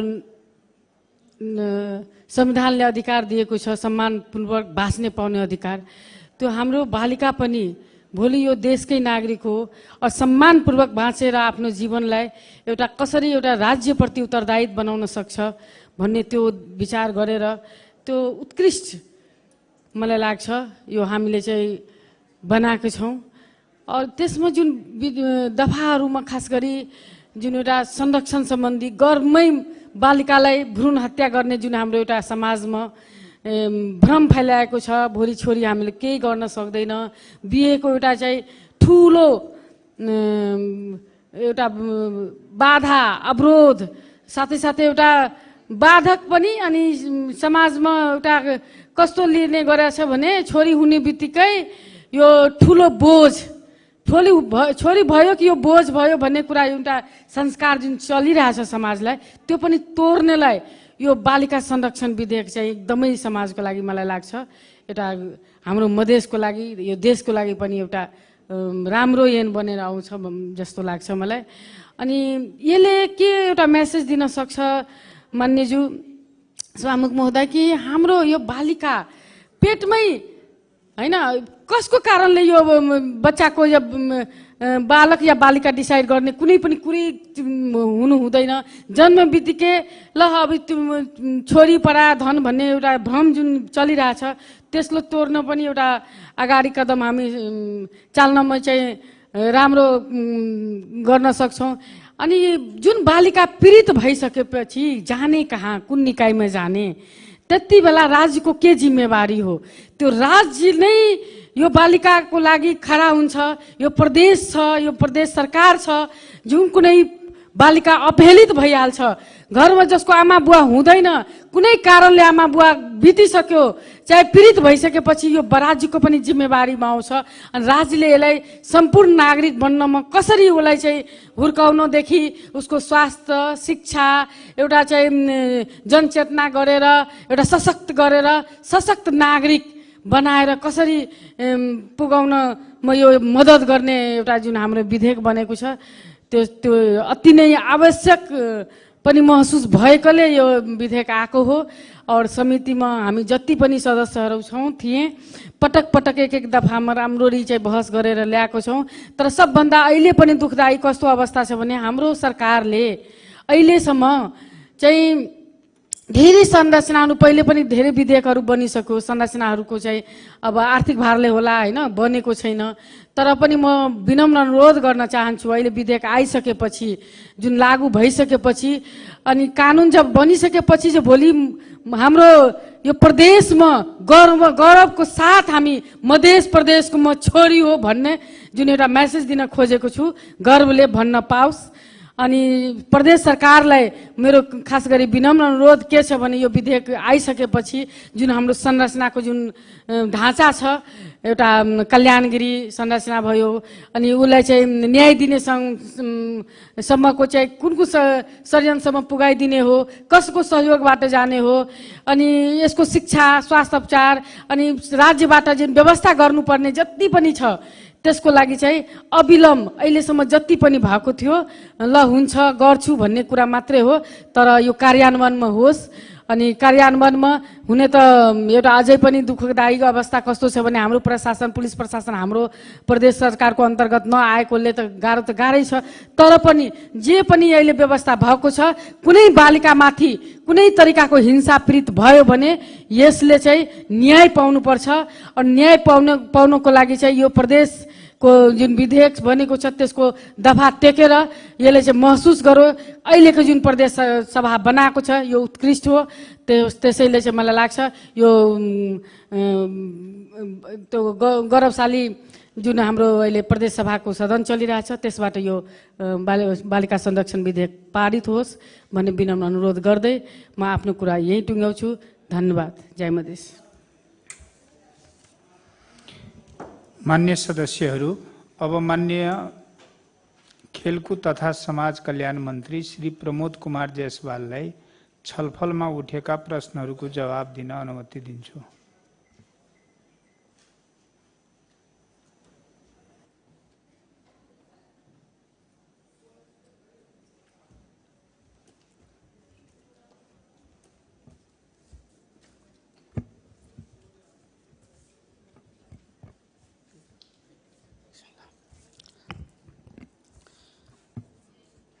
माननीय सभामुख महोदय, सर्वप्रथम आज प्रदेश बालिका संरक्षण सम्बन्धमा व्यवस्था गर्न बनेको विधेयकमाथि छलफलको क्रममा माननीय ज्यूहरूले एकदमै राम्रो सल्लाह सुझाव र कहाँनिर हामी अझै ध्यान दिनुपर्छ, कसरी कार्यान्वयन राम्रो हुन सक्छ भन्ने हिसाबको सल्लाह सुझाव दिनुभएको छ। ती सम्पूर्ण सल्लाह सुझावको लागि म यहाँहरूलाई विशेषतः यो छलफलमा 17 जना मान्यज्यूहरूले यहाँ रोस्टमबाटै आएर सल्लाह सुझाव दिनुभयो, कतिपयले अनौपचारिक रूपमा सल्लाह सुझाव दिनुभएको छ। यहाँहरू सम्पूर्णलाई र समग्र यो हाउसलाई धेरै धेरै धन्यवाद दिन चाहन्छु। जानकी माताको यो जन्मभूमि, सीता माताको यो जन्मभूमिबाट बालिका विधेयक र बालिका सम्बन्धी कानुन देशमै पहिलोचोटि हामीले जुन हिसाबले अगाडि बढाएका छौँ हाम्रो लागि गौरवको कुरा त हो नै, सँगसँगै जानकी माताको जन्मभूमिले यो समग्र देशलाई नै एउटा सन्देश दिँदैछ। हामीले यो विधेयक यो किसिमको कानुन अगाडि ल्याएर दिँदैछौँ, यसको लागि पनि म यहाँ सम्पूर्णलाई बधाई दिन चाहन्छु। विशेषतः यो कानुन, यो विधेयकको मस्यौदा गर्ने टोलीदेखि लिएर मस्यौदामा गर्ने मेहनत, त्यस पछाडिको त्यति बेलाका मन्त्रीज्यू र विशेषतः महिला बालबालिका तथा सामाजिक न्याय समितिका मान्यज्यूहरू, सदस्यज्यू, सभापतिज्यू लगायतका समग्र टिमले जुन किसिमले मेहनत गर्नुभयो, उहाँहरू धेरै छलफल गर्नुभयो, धेरै ठाउँमा छलफल गरेर यसलाई कसरी जीवन्त एउटा कानुनको रूपमा बनाउन सकिन्छ र यसले कसरी राम्रो गर्न सक्छ समग्र बालबालिकाको हितको लागि र विशेष गरी बालिकाको हितको लागि, त्यो कुरालाई ध्यानमा राखेर उहाँहरूले जुन किसिमको एउटा अगुवाईका साथ एउटा सहभागितामूलक विधि र प्रक्रियाबाट धेरै छलफलबाट यो कानुन आजको अवस्थासम्म एउटा विधेयकलाई एउटा अन्तिम छलफल भनौँ एक हिसाबले यहाँ ल्याउनु भयो।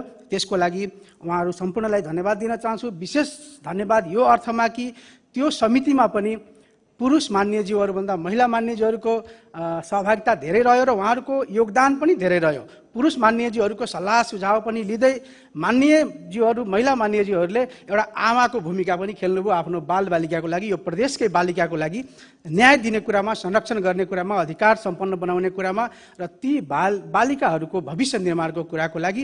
त्यो भएर अभिभावकीय भूमिका खेल्नुभएका म आमा नै भन्छु यो प्रदेश को कानुन निर्माणको हिसाबले ती मान्यज्यूहरूलाई र सम्पूर्णलाई म धन्यवाद दिन चाहन्छु। विशेष त आजको छलफलमा केही कुराहरू जसरी प्रहरीको कुरा यसमा म सुरुदेखि जान्छु। सुरुमा यसमा टोटली 17जना मान्यज्यूहरूले विभिन्न सल्लाह सुझावहरू दिनुभएको छ। धेरैले राम्रो छ, यसलाई कार्यान्वयन गर्नुपर्छ भन्ने कुरा भन्नुभएको छ। विशेष त प्रदेश प्रहरी नहुँदासम्मको अवस्थामा हामीले यो भएको अहिलेको प्रहरी नेपाल प्रहरीलाई जिम्मा लाउनुपर्छ कि भन्ने हिसाबको सल्लाह सुझाव आएको छ। असाध्यै राम्रो सल्लाह छ र यसमा हामी त्यो कुरालाई नै, त्यो कुरा हुनुपर्छ। तैपनि प्रदेश सरकारको अहिलेको बटम लाइन नै पनि प्रहरी समायोजन हो। त्यो भएर प्रहरी समायोजनको लागि सरकार प्रतिबद्ध छ र त्यसको लागि हामी तपाईँ सबैको सहयोग साथ लिएर अगाडि बढ्नुपर्छ। सँगसँगै यही शब्दले गर्दाखेरि यो कानुन अमूर्त हुने अवस्था रहन नदिन पनि सरकार प्रतिबद्ध छ। पीडित बालबालिकाहरूलाई सिधै अदालत जाने कुराको जुन कुरा आएको छ, एकदमै यसलाई न्यायिक हिसाबले, न्यायिक विभिन्न स्थानबाट कसरी त्यसलाई अगाडि बढाउन सकिन्छ भन्ने कुराहरू आएको छ। बालिका कल्याण गृहको कुरा छ, यसको ठोस नीति हुनुपर्छ र व्यवस्थापन राम्रो हुनुपर्छ भन्ने कुरा आएको छ। यस विषयमा सरकार प्रतिबद्धताको साथ यसलाई कार्यान्वयन गर्ने दिशातर्फ अगाडि बढाउने नै छ। अल्पत्रमा परेका बालबालिकाहरूको स्वामित्व ग्रहणको कुरा आएको छ र यसमा स्वामित्व ग्रहणको लागि पनि यो कानुनभित्र पनि विभिन्न परिकल्पनाहरू गरिएको छ। कसले त्यसको अभिभावकीय भूमिका निर्वाह गर्ने भन्ने कुरा, तर कोही कतै त्यस्तो स्वामित्व लिने हिसाबको अवस्था भएन भने त्यसमा प्रदेश सरकार अभिभावकीय भूमिका निर्वाह गर्नुपर्छ भन्ने कुरा आएको छ र त्यसैको लागि नै हाम्रो यो विधेयकमा विभिन्न समितिहरूको परिकल्पना गरिएको छ र ती समितिहरू चाहे त्यो प्रदेश बालिका संरक्षण के अरे प्रदेश हाम्रो एउटा प्रदेश बालिका संरक्षण तथा सशक्तिकरण समिति र बाल कल्याण गृहहरूको स्थापना जुन भएको छ, ती समिति र त्यो गृह मार्फत हामीले यसको अभिभावकीय भूमिका निर्वाह गर्ने काममा प्रदेश सरकार प्रतिबद्ध छ र त्यसमा हामी अगाडि बढ्छौँ। शिक्षा, स्वास्थ्य, संस्कारको कुरा पनि हामीले गर्नुपर्छ भन्ने कुरा गर्नुभएको छ। यो कानुन बनिसके पछाडि यी कुराहरूमा निश्चित रूपमा जोड दिने काम हुन्छ नै। गर्भपतन र लिङ्ग परीक्षणको कुरा यहाँ उठेको छ, त्यसमा यो विधेयकमा पनि उल्लेख छ र त्यसलाई गर्भपतन विशेष गरी लिङ्ग परीक्षण गरेर बालिका भएको खण्डमा भ्रूण हत्या गराउने जुन एउटा कल्चर सुनिँदैछ, देखिँदैछ, त्यसलाई हटाउनलाई यो कानुनलाई कडा रूपमा कार्यान्वयनको अवस्थामा ल्याउन सरकार प्रतिबद्धताको साथ लाग्छ। एउटा छोरी बिमाको कुरा पनि हिजो मानिसहरूले उठाउनु भएको थियो, अल्पत्रमा पर्यो भन्नुभएको छ। म यसमा एउटा सानो अब यहाँहरूलाई क्लियर गर्न चाहन्छु। केही समय अगाडि म आफै शिक्षा मन्त्री हुँदाखेरि नै पनि बजेट कम भएको कारणले गर्दाखेरि लामो समयदेखि छोरी बिमाको कार्यक्रम अल्पत्र परेको थियो, तर त्यसमा 12 करोड थप रकम हामीले अरू काम नगरेर त्यो गर्छौँ भनेर ल्याइएको छ। त्यो भएर यहाँहरूको जानकारीको लागि त्यो बिमा कार्यक्रम यो आर्थिक वर्षमा आउने सबैको गर्ने गरी त्यहाँ पैसा गएको छ र त्यो हुँदैछ।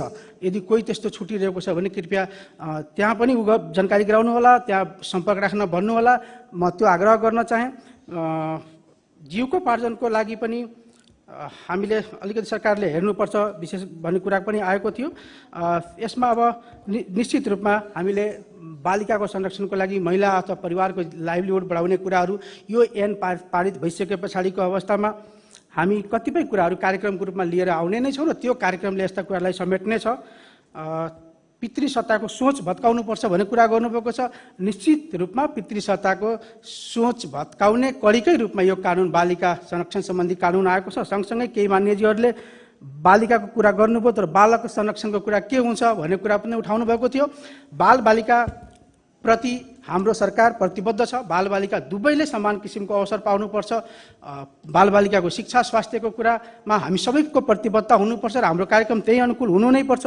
तर एउटा सकारात्मक विभेदको हिसाबले बालिकाहरूमाथि जुन किसिमको हिंसा दुर्व्यवहार र विभिन्न अवसरबाट वञ्चित गरिरहेको अवस्था छ, त्यो अवस्था हुन नदिन एउटा सकारात्मक विभेदको कलीको रूपमा यो कानुन अगाडि आएको छ र यसले बालकमाथि अन्याय गर्दैन, बालबालिकालाई सँगसँगै लैजाने र बालिकाहरूलाई पनि अझै उच्च मनोबलको साथ अगाडि बढ्ने प्रेरणा प्रदान गर्ने काम यो कानुनले गर्छ भन्ने कुरा म यहाँहरूलाई आग्रह गर्न चाहे। 2080 लेखिएको कुरा छ, यसलाई निश्चित रूपमा कसरी यसलाई अब सच्याउन सकिन्छ भन्ने कुराहरू यसमा हुन्छ नै। विवाहको उमेरको कुरा उठाइएको छ, यसमा पनि हामी अलिकति विवाहको उमेरको विषयमा पनि कतिपय स्वास्थ्यसँग सम्बन्धित जटिलताका कुराहरू छन्। कतिपयको त्यो उमेर नपुगी विवाह गर्दाखेरि स्वास्थ्यमा देखिने समस्याहरूको कुराहरू पनि छ। त्यो भएर यो अलिकति छलफलको विषय हुन सक्ला भोलिको लागि। यसमा हामी विशेष रूपमा छलफल गरेर उचित के हुन्छ त्यो अनुकूल हामी अगाडि बढ्ने हिसाबले अगाडि बढ्नुपर्छ भन्ने म आग्रह गर्न चाहे। बालिका संरक्षण तथा सशक्तिकरण समिति सम्बन्धित मन्त्रालयको मातहतमा हुनुपर्छ, मुख्यमन्त्री कार्यालयको मातहत भन्ने कुरा लेखिएको छ, यसमा भन्ने कुरा आएको छ। यसमा हामी फेरि पनि छलफल गरेर यसलाई उचित रूपमा सम्भवतः सम्बन्धित विषयगत मन्त्रालय, किनभने यो ठुलो कमिटीको परिकल्पना पनि छैन यसमा, त्यो हिसाबले त्यो भयो भने त्यो विषयगत समितिले यसलाई राम्रोसँग अगाडि बढाउन सक्छ भन्ने कुरा यहाँहरूको सुझावको रूपमा आएको छ। बालिका संरक्षणको लागि विशेष प्याकेजको कुरा गर्नुभएको छ, यो कार्यक्रमको रूपमा आउने नै छ। जनदर्ताको समस्याको कुरा उठाउनु भएको छ। निश्चित रूपमा जनदर्ताले एउटा ठुलो समस्या, बाहिर विदेशमा बसिरहेका कम उमेरमै विवाह गरेर बच्चा जन्मिएका बच्चाहरूको जनदर्ताको कुराहरू एकदमै अलि समस्याको रूपमा देखिएको छ। यसमा पनि हामीले कसरी अब यो कुन कानुन ऐन मापदण्डहरू निर्देशिकाहरू बनाउँदाखेरि कुन कुरालाई कसरी समावेश गर्न सकिन्छ त्यो हिसाबले हामी यसलाई समावेश गर्ने, समावेशी बनाउने कुरा गर्दै यसलाई कार्यान्वयनको कुरामा धेरैजनालाई जोड दिनुभएको छ। कानुन त बन्छ, कार्यान्वयन कसरी हुन्छ, यसलाई एकदमै प्रभावकारी रूपमा कार्यान्वयन गर्न मध्य प्रदेश सरकार यहाँहरूको साथ सहयोग लिएर मध्य प्रदेश सरकार र हाम्रो खेलकुद तथा समाज कल्याण मन्त्रालय यसलाई कार्यान्वयन गर्ने दिशातर्फ अगाडि बढाउँछ र यसमा आवश्यक सहयोग समन्वय र सहकार्य जो सम्बन्धित सरकारवालासँग गर्नुपर्छ त्यो गरेर हामी अगाडि बढ्छौँ भन्दै यहाँहरूको सुझावहरू हामी ग्रहण गर्दछौँ र यसलाई सच्याउने विभिन्न नियम कानुन मापदण्ड कार्यविधिहरू बन्दा र कार्ययोजना बन्दाखेरि त्यसलाई समावेश गरेर लैजाने प्रतिबद्धता गर्न चाहन्छु र अन्त्यमा फेरि पनि यहाँहरूलाई र यो हाउसलाई धन्यवाद दिन चाहन्छु। यहाँहरूले सधैँ राम्रोसँग यसलाई तयारी गर्नमा सहयोग गर्नुभयो, यसलाई अझै पनि परिमार्जित गर्नलाई सुझाव सल्लाह दिनुभयो। यति भन्दै म अन्त्यमा भन्न चाहन्छु, यो प्रदेशले बेटी जिन्दाबाद भन्ने एउटा मेसेज दिएको छ। त्यो भएर अन्त्यमा यहाँहरूलाई धन्यवाद। बेटी जिन्दाबाद। मान्य सदस्यहरू, अब यो दफावार छलफल यही समाप्त हुन्छ। अब म प्रदेश बालिका संरक्षण सम्बन्धमा व्यवस्था गर्न बनेको विधेयक सम्बन्धी समितिको प्रतिवेदनमा उल्लेखित संशोधनहरू र जवाब दिने क्रममा मान्य मन्त्रीले स्वीकार गरेका संशोधन विधेयकको अङ्ग बनोस् भनी निर्णयार्थ प्रस्तुत गर्दछु। यो प्रस्तावको पक्षमा हुने मान्य सदस्यहरूले हुन्छ भन्नुहोला र यसको विपक्षमा हुने मान्य सदस्यहरूले हुन्न भन्नुहोला। यो प्रस्तावको पक्षमा हुने मान्य सदस्यहरूले हुन्छ भन्नुहोस्। यसको विपक्षमा हुने मान्य सदस्यहरूले हुन्न भन्नुहोस्। हुन्न भन्ने आवाज सुनिएन, त्यसर्थ प्रदेश बालिका संरक्षण सम्बन्धमा व्यवस्था गर्न बनेको विधेयक सम्बन्धी समितिको प्रतिवेदनमा उल्लेखित संशोधनहरू सर्वसम्मतिले विधेयकको अङ्ग बनेको घोषणा गर्दछु।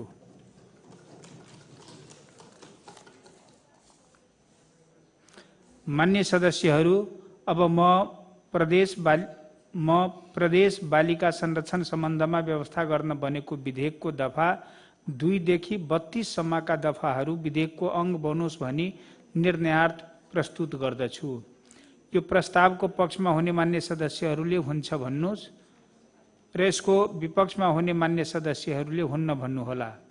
यो प्रस्तावको पक्षमा हुने मान्य सदस्यहरूले हुन्छ भन्नुहोस्। यसको विपक्षमा हुने मान्य सदस्यहरूले हुन्न भन्नुहोस्। हुन्न भने आवाज सुनिएन।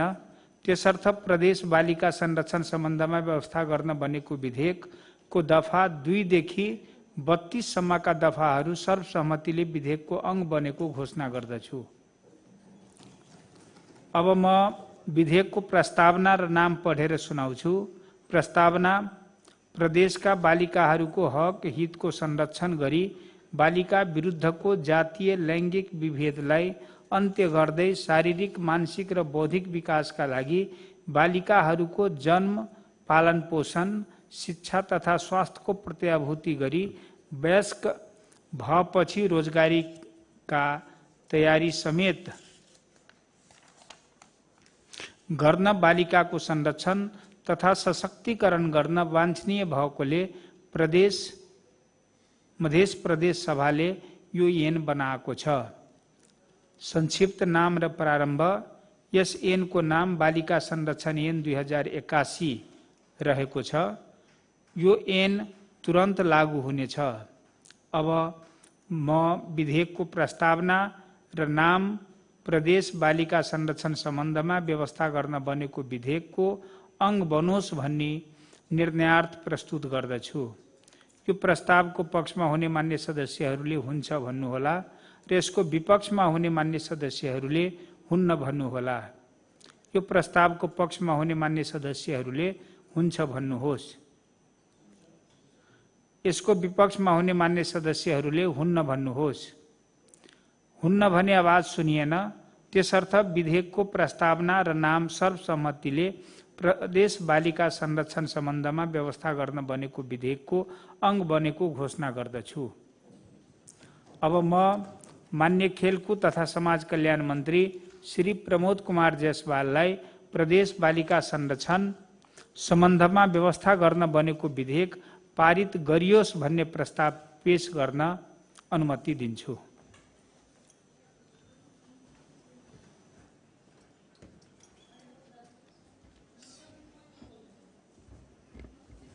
माननीय सभामुख महोदय, माननीय सभामुखज्यूको अनुमतिले प्रदेश सभा कार्य सञ्चालन नियमावली 2075 को नियम 122 बमोजिम प्रदेश बालिका संरक्षण सम्बन्धमा व्यवस्था गर्न बनेको विधेयक पारित गरियोस् भन्ने प्रस्ताव प्रस्तुत गर्दछु।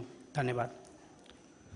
यो प्रस्तावको पक्षमा हुने मान्य सदस्यहरूले हुन्छ भन्नुहोला र यसको विपक्षमा हुने मान्य सदस्यहरूले हुन्न भन्नुहोला।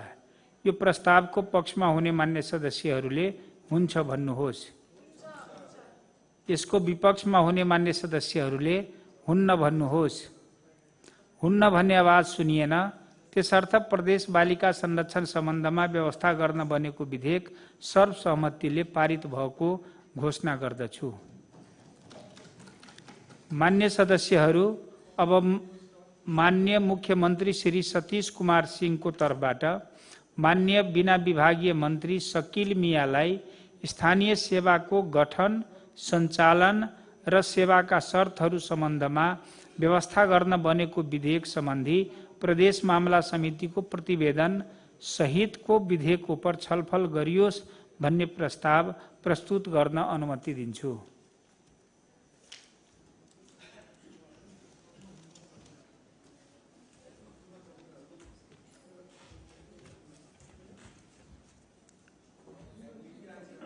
मान्य सभामुख महोदय, मान्य सभामुखज्यूको अनुमतिले प्रदेश सभा कार्य सञ्चालन नियमावली 2075 को दफा 121 को उपदफा 2 को खण्ड क बमोजिम स्थानीय सेवाको गठन, सञ्चालन र सेवाका शर्तहरू सम्बन्धमा व्यवस्था गर्न बनेको विधेयक सम्बन्धी प्रदेश मामिला समितिको प्रतिवेदन सहितको विधेयकमाथि छलफल गरियोस् भन्ने प्रस्ताव प्रस्तुत गर्दछु। धन्यवाद। मान्य सदस्यहरू, अब म मान्य मुख्यमन्त्री श्री सतीश कुमार सिंहको तर्फबाट मान्य बिना विभागीय मन्त्री शकील मियाले स्थानीय सेवाको गठन, सञ्चालन र सेवाका शर्तहरू सम्बन्धमा व्यवस्था गर्न बनेको विधेयक सम्बन्धी प्रदेश मामला समितिको प्रतिवेदन सहितको विधेयक उपर छलफल गरियोस् भन्ने प्रस्तावमाथि छलफल प्रारम्भ हुन्छ। मान्य सदस्यहरू उक्त छलफलमा भाग लिन चाहनुहुने मान्य सदस्यहरूले आफ्नो नाम सभामुख ड्याससँगै बसेका कर्मचारीहरू मार्फत 5 मिनट भित्रै नाम उपलब्ध गराइदिन हुन अनुरोध गर्दछु। छलफलमा भाग लिन चाहनुहुने प्रत्येक मान्य सदस्यलाई 10 मिनटको समय निर्धारण गरिएको छ। सर्वप्रथम मान्य रामआशीष यादव।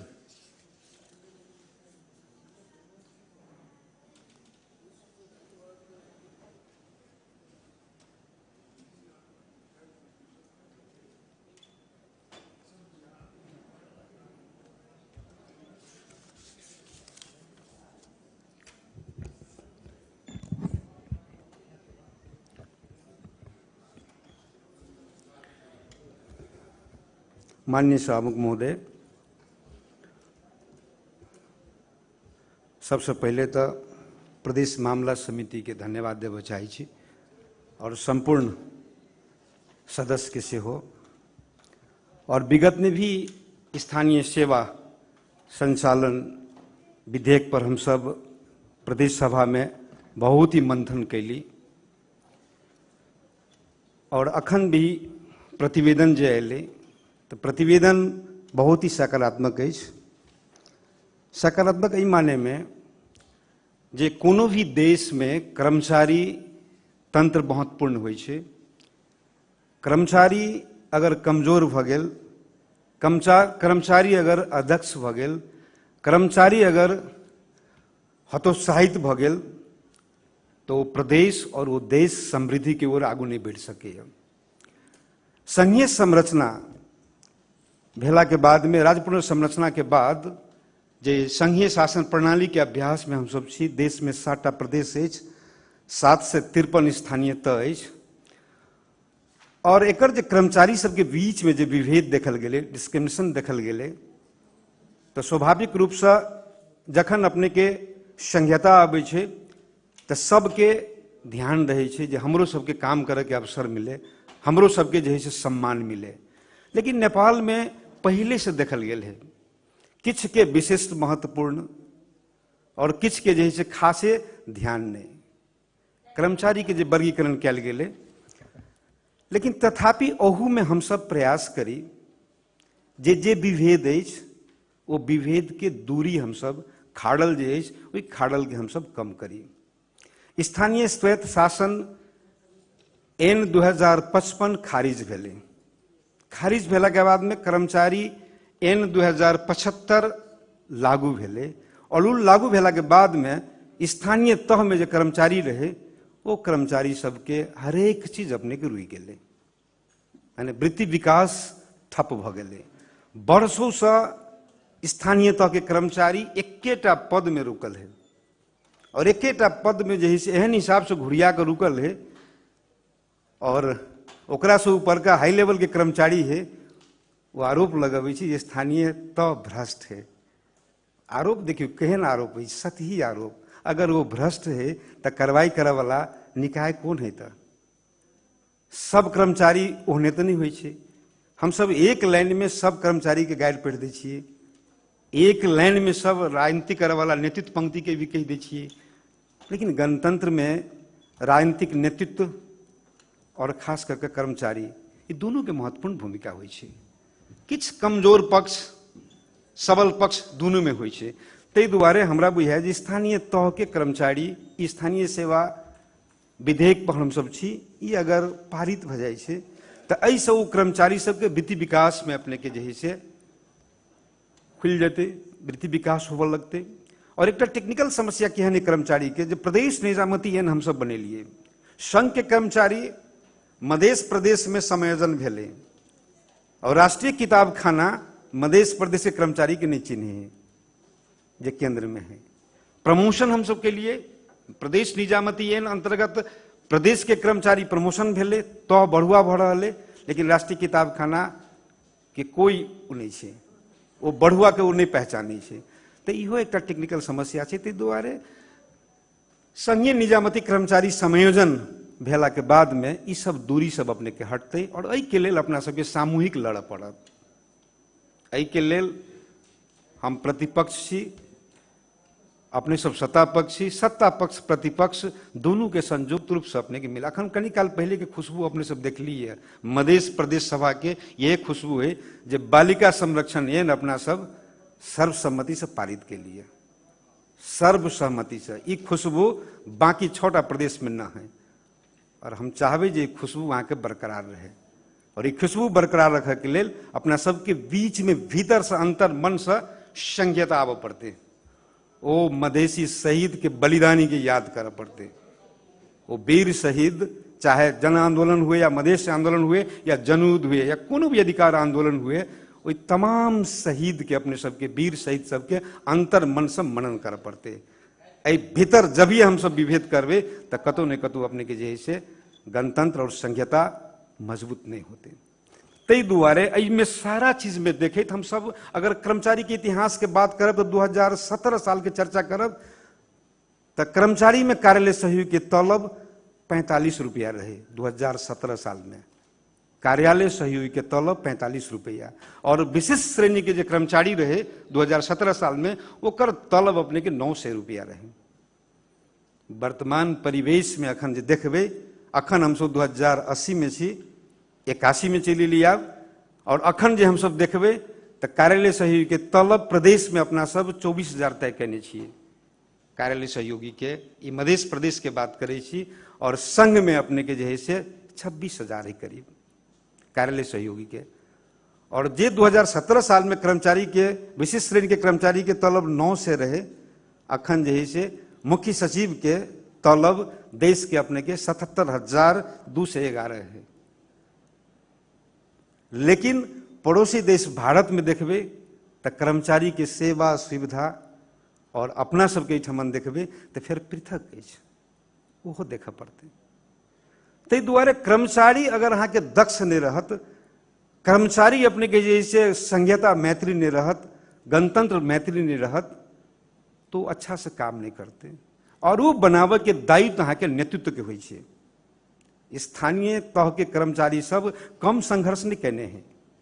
7 वर्ष भ गेल संघीयता संघीय शासन प्रणाली में गेला के बाद में और 7 वर्ष से स्थानीय तह के कर्मचारी एके पद में दम वहां के घट रहा है। याद करियो तो 2059 साल के बाद जखन नेतृत्व विहीन रहे ओई समय में के चलेल की स्थानीय तह, वह कर्मचारी चलेने रहे, वह कर्मचारी चलेने रहे। कतो कतो तो तुलनो हुई है जे कर्मचारी प्रमुख चलेने रहे और नेतृत्व प्रमुख चलेने रहे, तो के तुलना अपने के आम समुदाय में आम जनता में आगे बढ़ रहा है। तै दुआरे हमरा सबके जे है से विभेद में पड़ल कर्मचारी सबके हमरा सबके मनोबल बढ़ावित और हमरा सबके जे है से काज करे के अवसर देवे के चाहिए। और ई विधेयक बहुत ही विलम्ब भ गेले स्थानीय सेवा, तो ई विधेयक के जे है से हम सब आब बहुत ही ज्यादा एमे उ नहीं कह हम सब जे है से ई प्रदेश सभा संपूर्ण जे है से एकजुट भ के एकरा हम सब जे है से पारित करी और वो कर्मचारी में जे है से एक हौसला आवे, स्थानीय तह के कर्मचारी में हौसला आवे और वो हौसला बुलंद के साथ अपने के काज करे। तई हिसाब से जैसे हम सब एक रूपता के साथ जाई। विश्वव्यापी रूप से देखबे तो एक संस्था है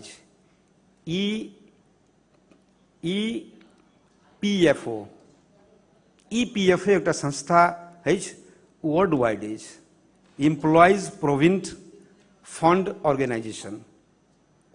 में वर्ल्ड वाइड के जे कर्मचारी सबके एक संगठन है, जैमें कर्मचारी सबके कोनो समस्या भेल तो फंड अहाँ के सहयोग करे छै।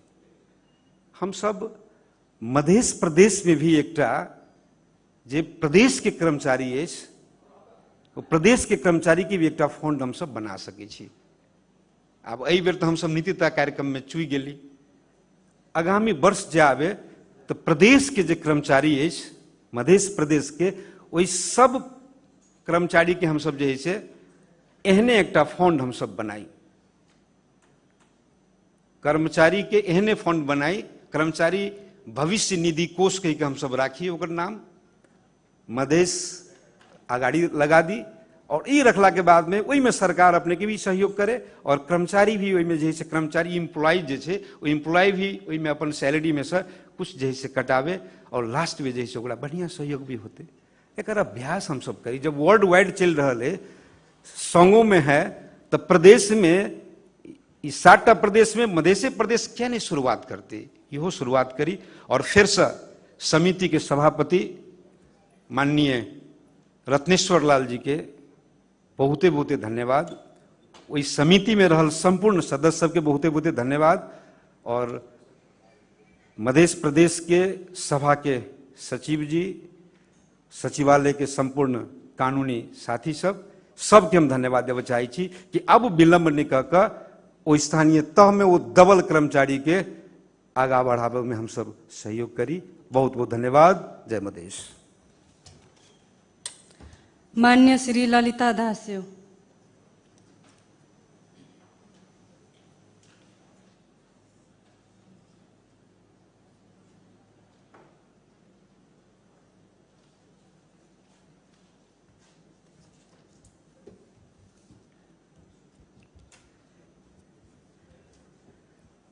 धन्यवाद सभामुख महोदय।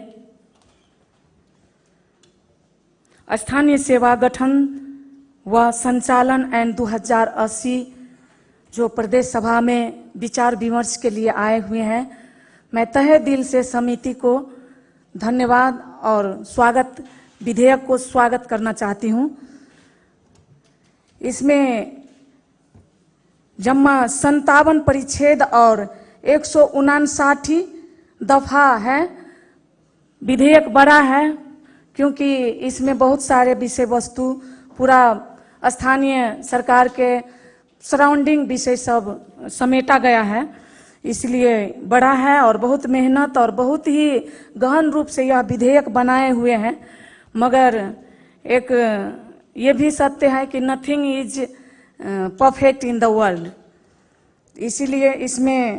इसीलिए यहाँ पे सलाह सुझाव और विचार विमर्श के लिए यहाँ पे लाए गए हैं। इसमें मैं थोड़ा अपना राय देना चाहूँगी कि धारा 24 में सरुआ एवं काज खटाने के अधिकार संबंध में जो दिया गया है, उसमें संबंधित स्थानीय तह भीतर में 3 महीना के लिए प्रशासकीय अधिकृत को काज में खटाने के लिए खटा सके, यह मैं अपना राय रखना चाहती हूँ। वैसे ही श्रेणी विहीन कर्मचारी बाहेक जो स्पेशल विषय का कर्मचारी लोग होते हैं, उन लोगों को अपना विषय वस्तु में ही रखना चाहिए। जैसे कि पशु के चिकित्सक हैं और उनको शिक्षा में पठा दीजिएगा तो गड़बड़ होगा, इसलिए संबंधित विषय में ही श्रेणी विहीन कर्मचारियों को अपना विषय वस्तु में ही खटाना चाहिए।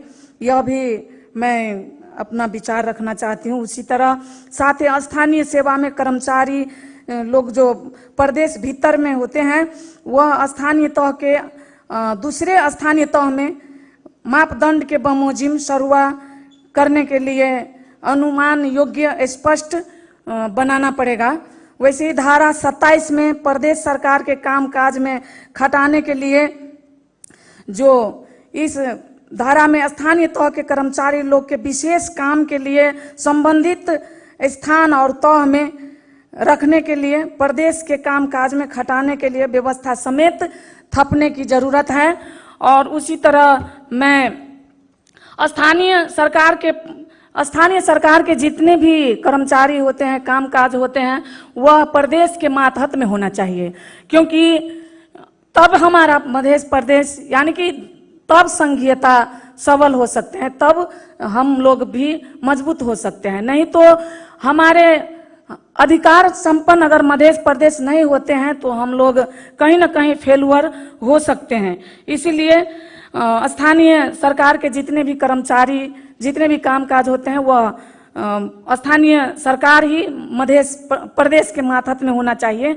और स्थानीय सरकार का जो जैसे प्रदेश का बजट विनियोजन केंद्र से होते हैं, तो उसी तरह पर स्थानीय सरकार का बजट भी प्रदेश से होना चाहिए। और अनुगमन व निगरानी और मूल्यांकन का भी जिम्मेवारी प्रदेश सरकार को अधिकार होना चाहिए। कर्मचारी सबका सरुआ बढ़ुआ और प्रदेश से ही होना चाहिए कि स्थानीय से नहीं। और दूसरी बात है कि नेपाल के संबंध में मैं कहना चाहूंगी कि सीडीओ शब्द संविधान, नेपाल के संविधान में सीडीओ शब्द कहीं भी नहीं है। फिर भी हमारे देश में अभी भी सीडीओ राजा बनकर बैठे हुए हैं।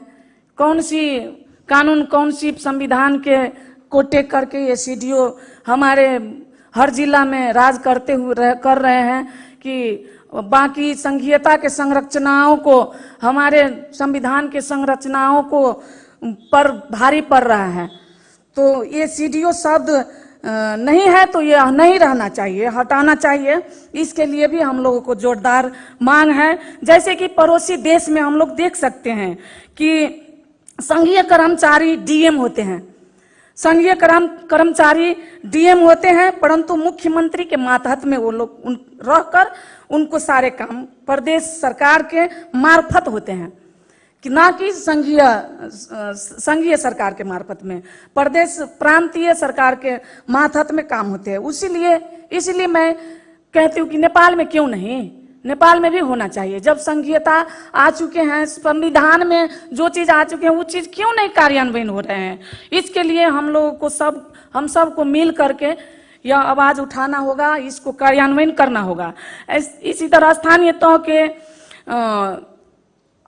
तह के जो हदबंदी मधेश में और स्थानीय तह के जो कर्मचारी होते हैं वो प्रदेश में नहीं जा सकते और प्रदेश के स्थानीय तह में नहीं जा सकते। ये फ्लेक्सिबिलिटी क्यों नहीं?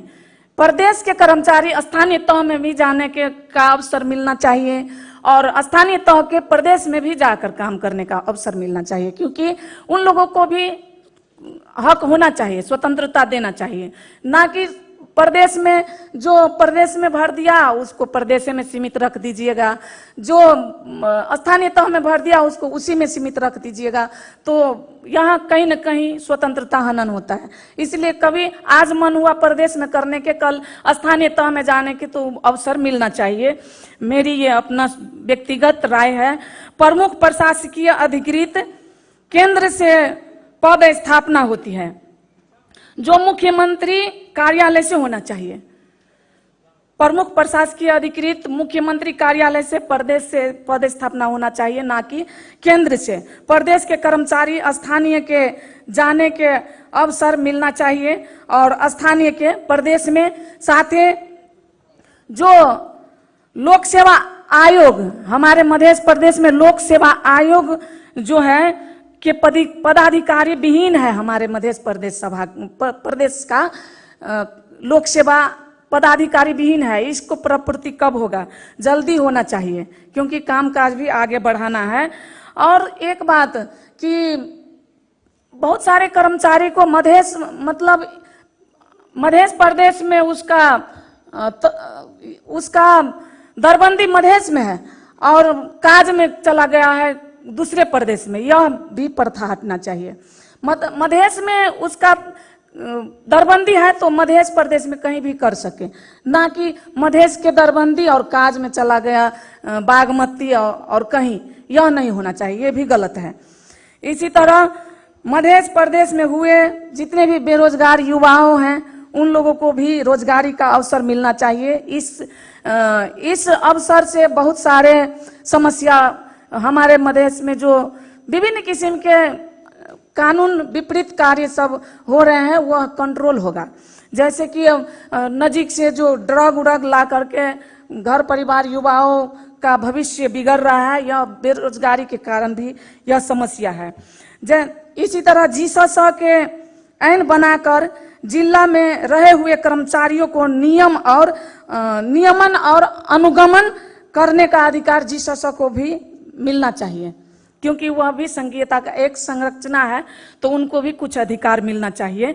अब मैं अंत में यह कहूंगी कि नेपाल के मधेश, खास करके नेपाल के मधेश जिला मधेश में जिला प्रशासन कार्यालय, जिला प्रहरी कार्यालय, सरकारी वकील कार्यालय, जिला अदालत, भूमि सुधार व मालपोत कार्यालय के कर्मचारी सब, मधेसी जनता के कर्मचारी सब सारे खास आर्य समुदाय से काठमांडू से भेजा जाता है और सारे कर्मचारी सब मधेसी जनता को घेराबंदी बना करके, बंधक बना करके मधेश को कमजोर करने के लिए, मधेश को बदनाम करने के लिए और धीरे धीरे मधेश को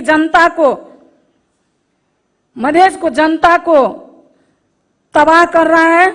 और स्थानीय तह के जनप्रतिनिधि और जनता, मधेश के जनता जागरूक हो रहे हैं कि ये गलत हो रहा है, तो इसलिए अब क्या कर रहा है, तो स्थानीय तह के जनप्रतिनिधि और प्रशासकीय अधिकृत को प्रभावित करके मधेश के हरेक जिला में मसलन सुरक्षा तेल मुद्दा अख्तियार के डर दिखा करके अख्तियार के नाम पर प्रत्येक पालिका से उठाते हैं और मधेश को बदनाम करते हैं, मधेश के सरकार को ज्यादा बदनाम करते हैं।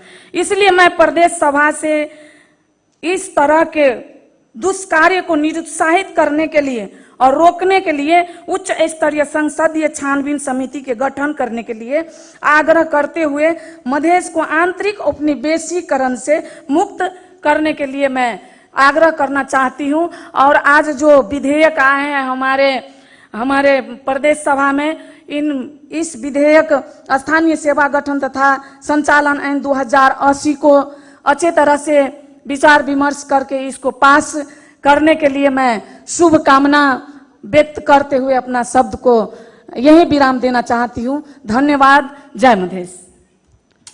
माननीय श्री शंभू कुमार शाहजू।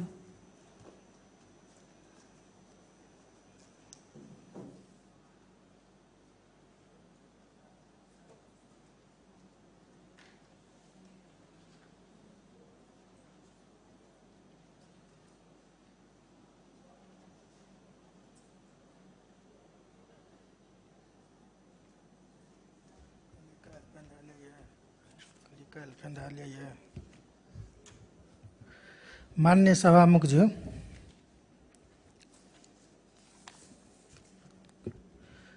सबसे पहले स्थानीय सेवा गठन सञ्चालन र सेवाका शर्तहरू सम्बन्धमा व्यवस्था गर्न बनेको विधेयक जे समिति लेने छे सदन में धन्यवाद दै छे और संबंधित मंत्रालय के से हो।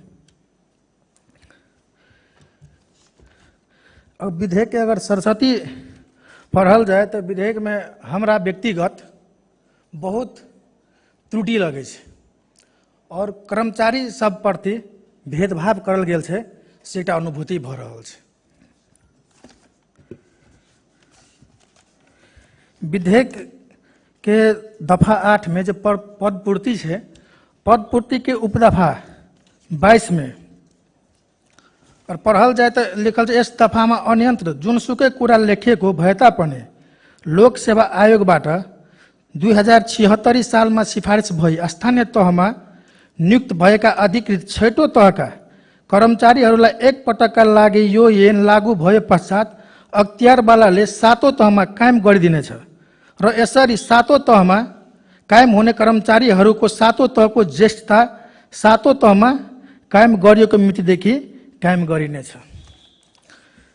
यही विधेयक के दफा 4 के उपदफा 6 में अगर देखल जाए तो लिखल है, यस ऐन में अनियन्त्र जुनसुकै कुरा लेखिएको भए तापनि कर्मचारी समायोजन ऐन 2075 बमोजिम साबिक स्थानीय निकायको सहायक तेस्रो चौथो पाँचौं र अधिकृत स्तर छैठौं 7औं 8औं तहको कर्मचारीहरू स्थानीय तहको सम्मान पदमा समायोजन भई यस ऐन जारी हुँदाका बखतसम्म 5 वर्ष वा सोभन्दा बढी सेवा अवधि पूरा गरेका कर्मचारीहरूलाई एक पटकका लागि समायोजन हुनुभन्दा पहिलेको सम्बन्धित पददेखि नै ज्येष्ठता कायम हुने गरी अख्तियारवालाले एक तह वृद्धि गरिदिनेछ। तैना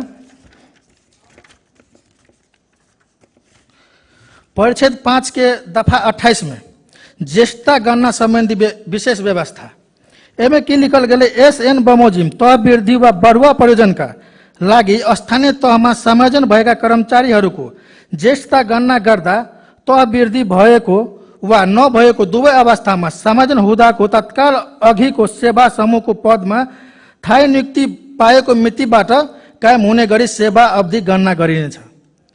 अगर तीनों दफा के उपदफा अगर अध्ययन करल जाए तो एमे की लिखल छे, स्थानीय तहमा समायोजन भएर आएका कर्मचारी के अगर पहले जही पद में चले वही मिति से नियुक्ति मिति से ज्येष्ठता कायम करबे। लेकिन 2076 साल में सिफारिश भके जे आयल गेल स्थानीय तह में ओकरा एक तो वृद्धि कर देवे, लेकिन जहिया से उस पद में वृद्धि हेते तहिया से ओकर अहाँके ज्येष्ठता कायम हेते। तो ऐसा ये चीज देखल जाए छे, कतो न कतो कर्मचारी से ई विधेयक भेदभाव करने से, मतलब ज्येष्ठता तह में समायोजन भके आयल छे से कर्मचारी के काखा जे सीधा लोकसभा से 2076 साल में सिफारिश भके आयल चुका से पाखा ई विधेयक करने छे। ते द्वारे मान्य सभामुख जी से आग्रह करबे ए विधेयक के फेर से समिति में पुनः विचार के लिए पुनः छलफल के लिए पठायल जाओ।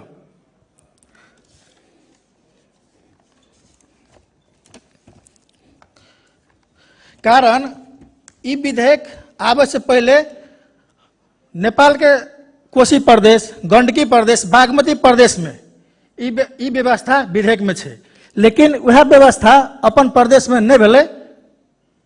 कतो न कतो ई एकटा षड्यंत्रपूर्ण विभेद करल गेल छे विधेयक में से हमर व्यक्तिगत ठमियाई छे। ते द्वारे कर्मचारी अपन प्रदेश के कर्मचारी प्रति एहन अन्याय न होबाक चाही, सबके समान रूप से देखे के लेल हम आग्रह करबै। क्या कि उ सब डायरेक्ट अधिकृत लेवल में सिफारिश भ गेल छे, जे कि अखन तक देखने हेबै 6ठो तह में हतपक लोकसेवा आयोग विज्ञापन नहीं करे छे, लेकिन 2076 साल में लोकसेवा आयोग 6ठो तह में विज्ञापन करलके, उसमें direct officer level pay oil छे। और विधेयक में देखल जाए अहाँ के तो अहू में कल्पना नहीं करना है कि 6ठो तह में विज्ञापन करबे से कह के, एमे पूरे लिखल छे कैफियत में तह वृद्धि, 7ठो तह में विज्ञापन करबे से कह के अहू विधेयक में कल्पना करना है। जब 6ठो तह में उसमें सिफारिश भ के ये तो सबके फिर एहन भेदभाव किया, ये प्रदेश भेदभाव किया करते। और हमरा एहन महसूस है, और हम जो समिति सब में छी मान्य जी सब विधेयक बनबे के लेल विधेयक में छलफल करे कोनो चासो नहीं देखल दै छै, सीधे कर्मचारी पर छोड़ देलक। ते द्वारे मान्य सभामुख जी ए विधेयक के फेर से एक बेर समिति में पठायल जाओ और एहन विभेदपूर्ण तरीका से जो मुद्दा सब राखल छे ओकरा संशोधन करके फेर से सदन में लावे के लेल समिति में फेर रिटर्न पठायल जाओ से आग्रह करे छे।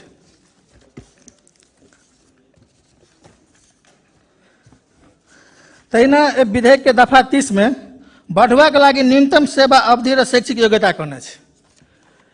एमे अगर 7ठो तह में बढ़वा के बात भेल छे तो न्यूनतम शैक्षिक योग्यता लिखल गेल छे प्रवीणता प्रमाण पत्र तह हुआ कक्षा 12 व 16 उत्तीर्ण गरेको। अगर 7ठो तह में जे कर्मचारी अगर बढ़वा भाग जेते तो कम से कम ओकरा स्नातक तक के सर्टिफिकेट होबाक चाहिए, स्नातक के प्रमाण पत्र कम से कम होबाक चाहिए। ई व्यवस्था कम से कम ए विधेयक में संशोधन करके आवे पड़ले से हमर बुझाई है। तहिना परिच्छेद 12 के दफा 1 से 12 में प्रमुख प्रशासक अधिकृत के कल्पना जे करने छे, एमे सिर्फ निजामती सेवा को प्रशासन सेवा नहीं प्राविधिको सेवा के कर्मचारी प्रमुख प्रशासन अधिकृत भ सके छे से के कम से कम एकटा प्रदेश से शुरुआत नया करल जाओ। प्राविधिक कर्मचारी अयोग्य छे प्रमुख प्रशासक अधिकारी बना खातिर से नहीं वो योग्य छे, एक नया संदेश दिल जाओ से हमार विशेष आग्रह ये।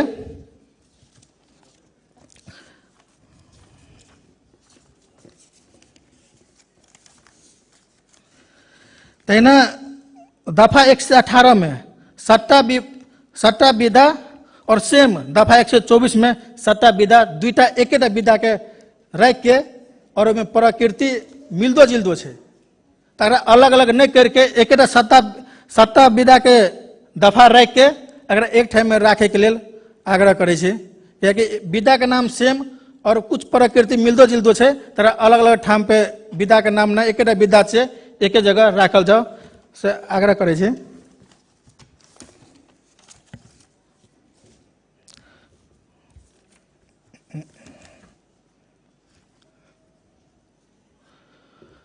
और माननीय सभामुख जी ए विधेयक में गहन रूप से छलफल अगर करे जेबै तो निष्कर्ष जरूर निकले छे ई विधेयक प्योर तरीका से साबिक के स्थानीय निकाय कर्मचारी मुखी विधेयक छे। जे नया नियुक्ति पावने छे वो कर्मचारी के हक हित में विधेयक कोन कोन दफा के त्रुटिपूर्ण से ओकरा साथ भेदभाव भ रहल छे। ते दुआरे ए विधेयक के फेर से प्रदेश मामला समिति में पठा के फेर से छलफल करके वो त्रुटि सब सचिया के सदन में लावे के लेल पुनः छलफल में पठायल जाओ से आग्रह करत अपन विदा है। धन्यवाद। मान्य श्री शेष नारायण यादव जी।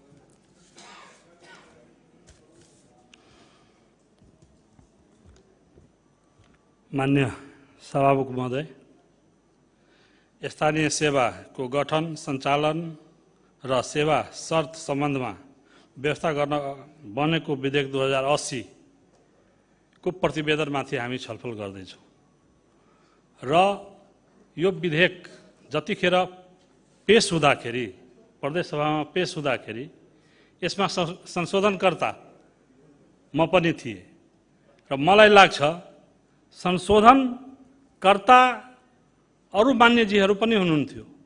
समितिका सभापति र सदस्यज्यूहरूलाई हामी धन्यवाद दिन चाहन्छौँ कि यो विधेयकलाई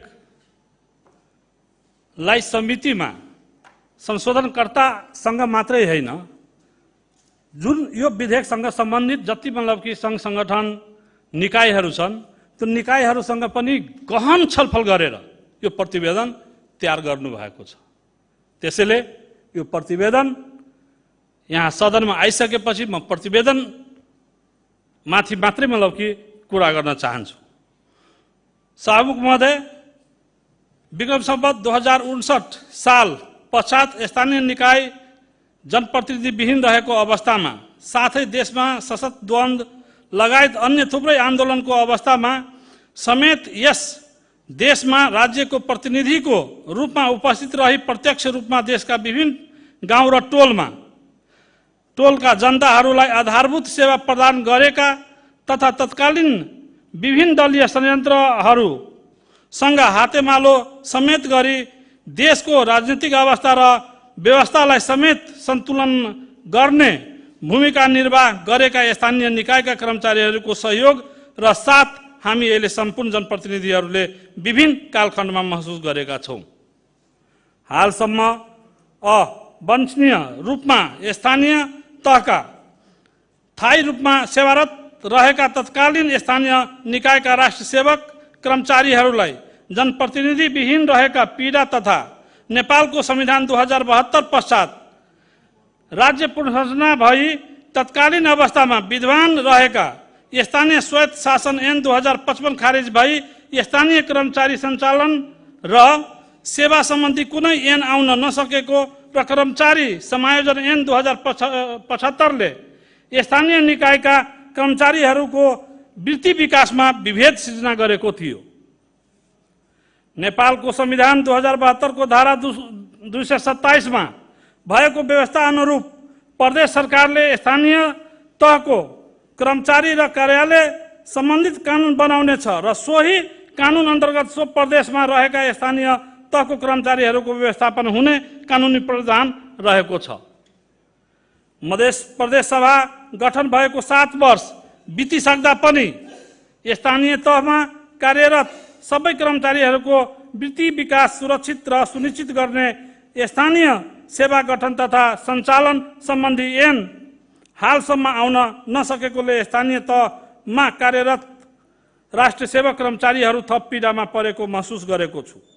जसको फलस्वरूप कर्मचारीहरूको मनोबल उच्च नरहेको र जनताको सबैभन्दा नजिकको सरकारको रूपमा रहेको स्थानीय तहबाट जनताले सेवा सुविधाहरू सरल र सहज तरिकाबाट प्राप्त गर्ने अपेक्षा अनुरूप कार्य नभएको हुँदा राष्ट्रिय सेवा कर्मचारीहरूको मनोबल उच्च राखी घर घरमा सिंहदरबारको प्रत्यक्ष अनुभूति होस् भनी उद्देश्य राखेको निम्ति यो विधेयक यस सभामा पेश भई यहाँबाट प्रदेश मामला समितिमा दफावार छलफल भई परिमार्जित विधेयकलाई सर्वसम्मतिले पारित गरी सभामा छलफलका लागि पेश गरेको विधेयकमा निम्न विशेषताहरू रहेका छन्। वर्षौंदेखि कानुनको अभावमा एकै ठाउँमा खुम्ची बस्नु परेको स्थितिलाई चिर्दै विभिन्न ठाउँमा सरुवा भई सेवा गर्ने अवसर प्रदान हुने, राज्य पुनर्संरचना पश्चात वर्षौंदेखि कानुनको अभावमा प्रभावित कर्मचारीहरूको वृत्ति विकासको अवसर प्रदान हुने, स्थानीय तहमा कार्यरत कर्मचारीहरूलाई कानुनको अभावमा निराश रहेका कर्मचारीहरू मानसिक रूपमा सबल र सक्षम भई कामप्रति बढी जिम्मेवारीको भावना जागृत हुने, संघीयताको जननी मध्य प्रदेश अन्तर्गत रहेका स्थानीय सरकारका कर्मचारीहरूको मनोबल उच्च भई संघीयता कार्यान्वयनमा टेवा पुग्ने, स्थानीय तहमा कार्यरत कर्मचारीहरू निम्ति अवकाश हुँदा पाउने सेवा सुविधाको सुनिश्चित हुने र यसमा अन्य कुरा जुन बाँकी जुन छ बुँदाहरू केही बाँकी होला त्यो यो विधेयक पास भइसकेपछि कार्यविधि नियमावली अनेक मतलब सञ्चालन गर्ने जुन विधिहरू छ त्यो विधिमा मतलब समेट्न सकिन्छ। सभामुख महोदय, अन्तमा स्थानीय सेवाको गठन सञ्चालन र सेवाका शर्त सम्बन्धमा व्यवस्था गर्न बनेका विधेयक 2080 यस सभाबाट पास गरी स्थानीय तहका कार्यरत सबै कर्मचारीहरूले जिम्मेवारी बमोजिमको सेवा गरे बापत वृत्ति विकास, अध्ययन विधा, अवकाश पछि पाउने उत्पादन लगायत अन्य सुविधा पाउने अधिकार सुनिश्चित गरियोस् र अन्तमा पुनः यो समितिको सभापति र समितिको मान्य सदस्य जीवहरूलाई यसमा धेरै मेहनत र छलफल गरेर यो विधेयक प्रतिवेदन यसमा पेश गर्नुभएको छ, त्यसको लागि म आफ्नो तर्फबाट धन्यवाद दिँदै र यो विधेयक सभाबाट पास होस् भन्ने आशा राख्दै आफ्ना शब्दलाई यही विश्राम दिन्छु। धन्यवाद। माननीय सदस्यहरू, स्थानीय सेवाको गठन, सञ्चालन र सेवाका शर्तहरू सम्बन्धमा व्यवस्था गर्न बनेको विधेयक सम्बन्धी प्रदेश मामिला समितिको प्रतिवेदन सहितको विधेयक उप छलफल गरियोस् सम्बन्धी प्रदेश मामिला समितिको प्रतिवेदन सहित विधेयकमाथि छलफल गरियोस् भन्ने छलफलमा मान्य सदस्यहरू बोल्ने क्रम बाँकी नै रहेकोले यो छलफल निरन्तर चल्ने गरी सभाको अर्को बैठक 2081 साल असार महिना 9 गते दिनको 1 बजे बस्ने गरी आजको बैठक स्थगित हुन्छ।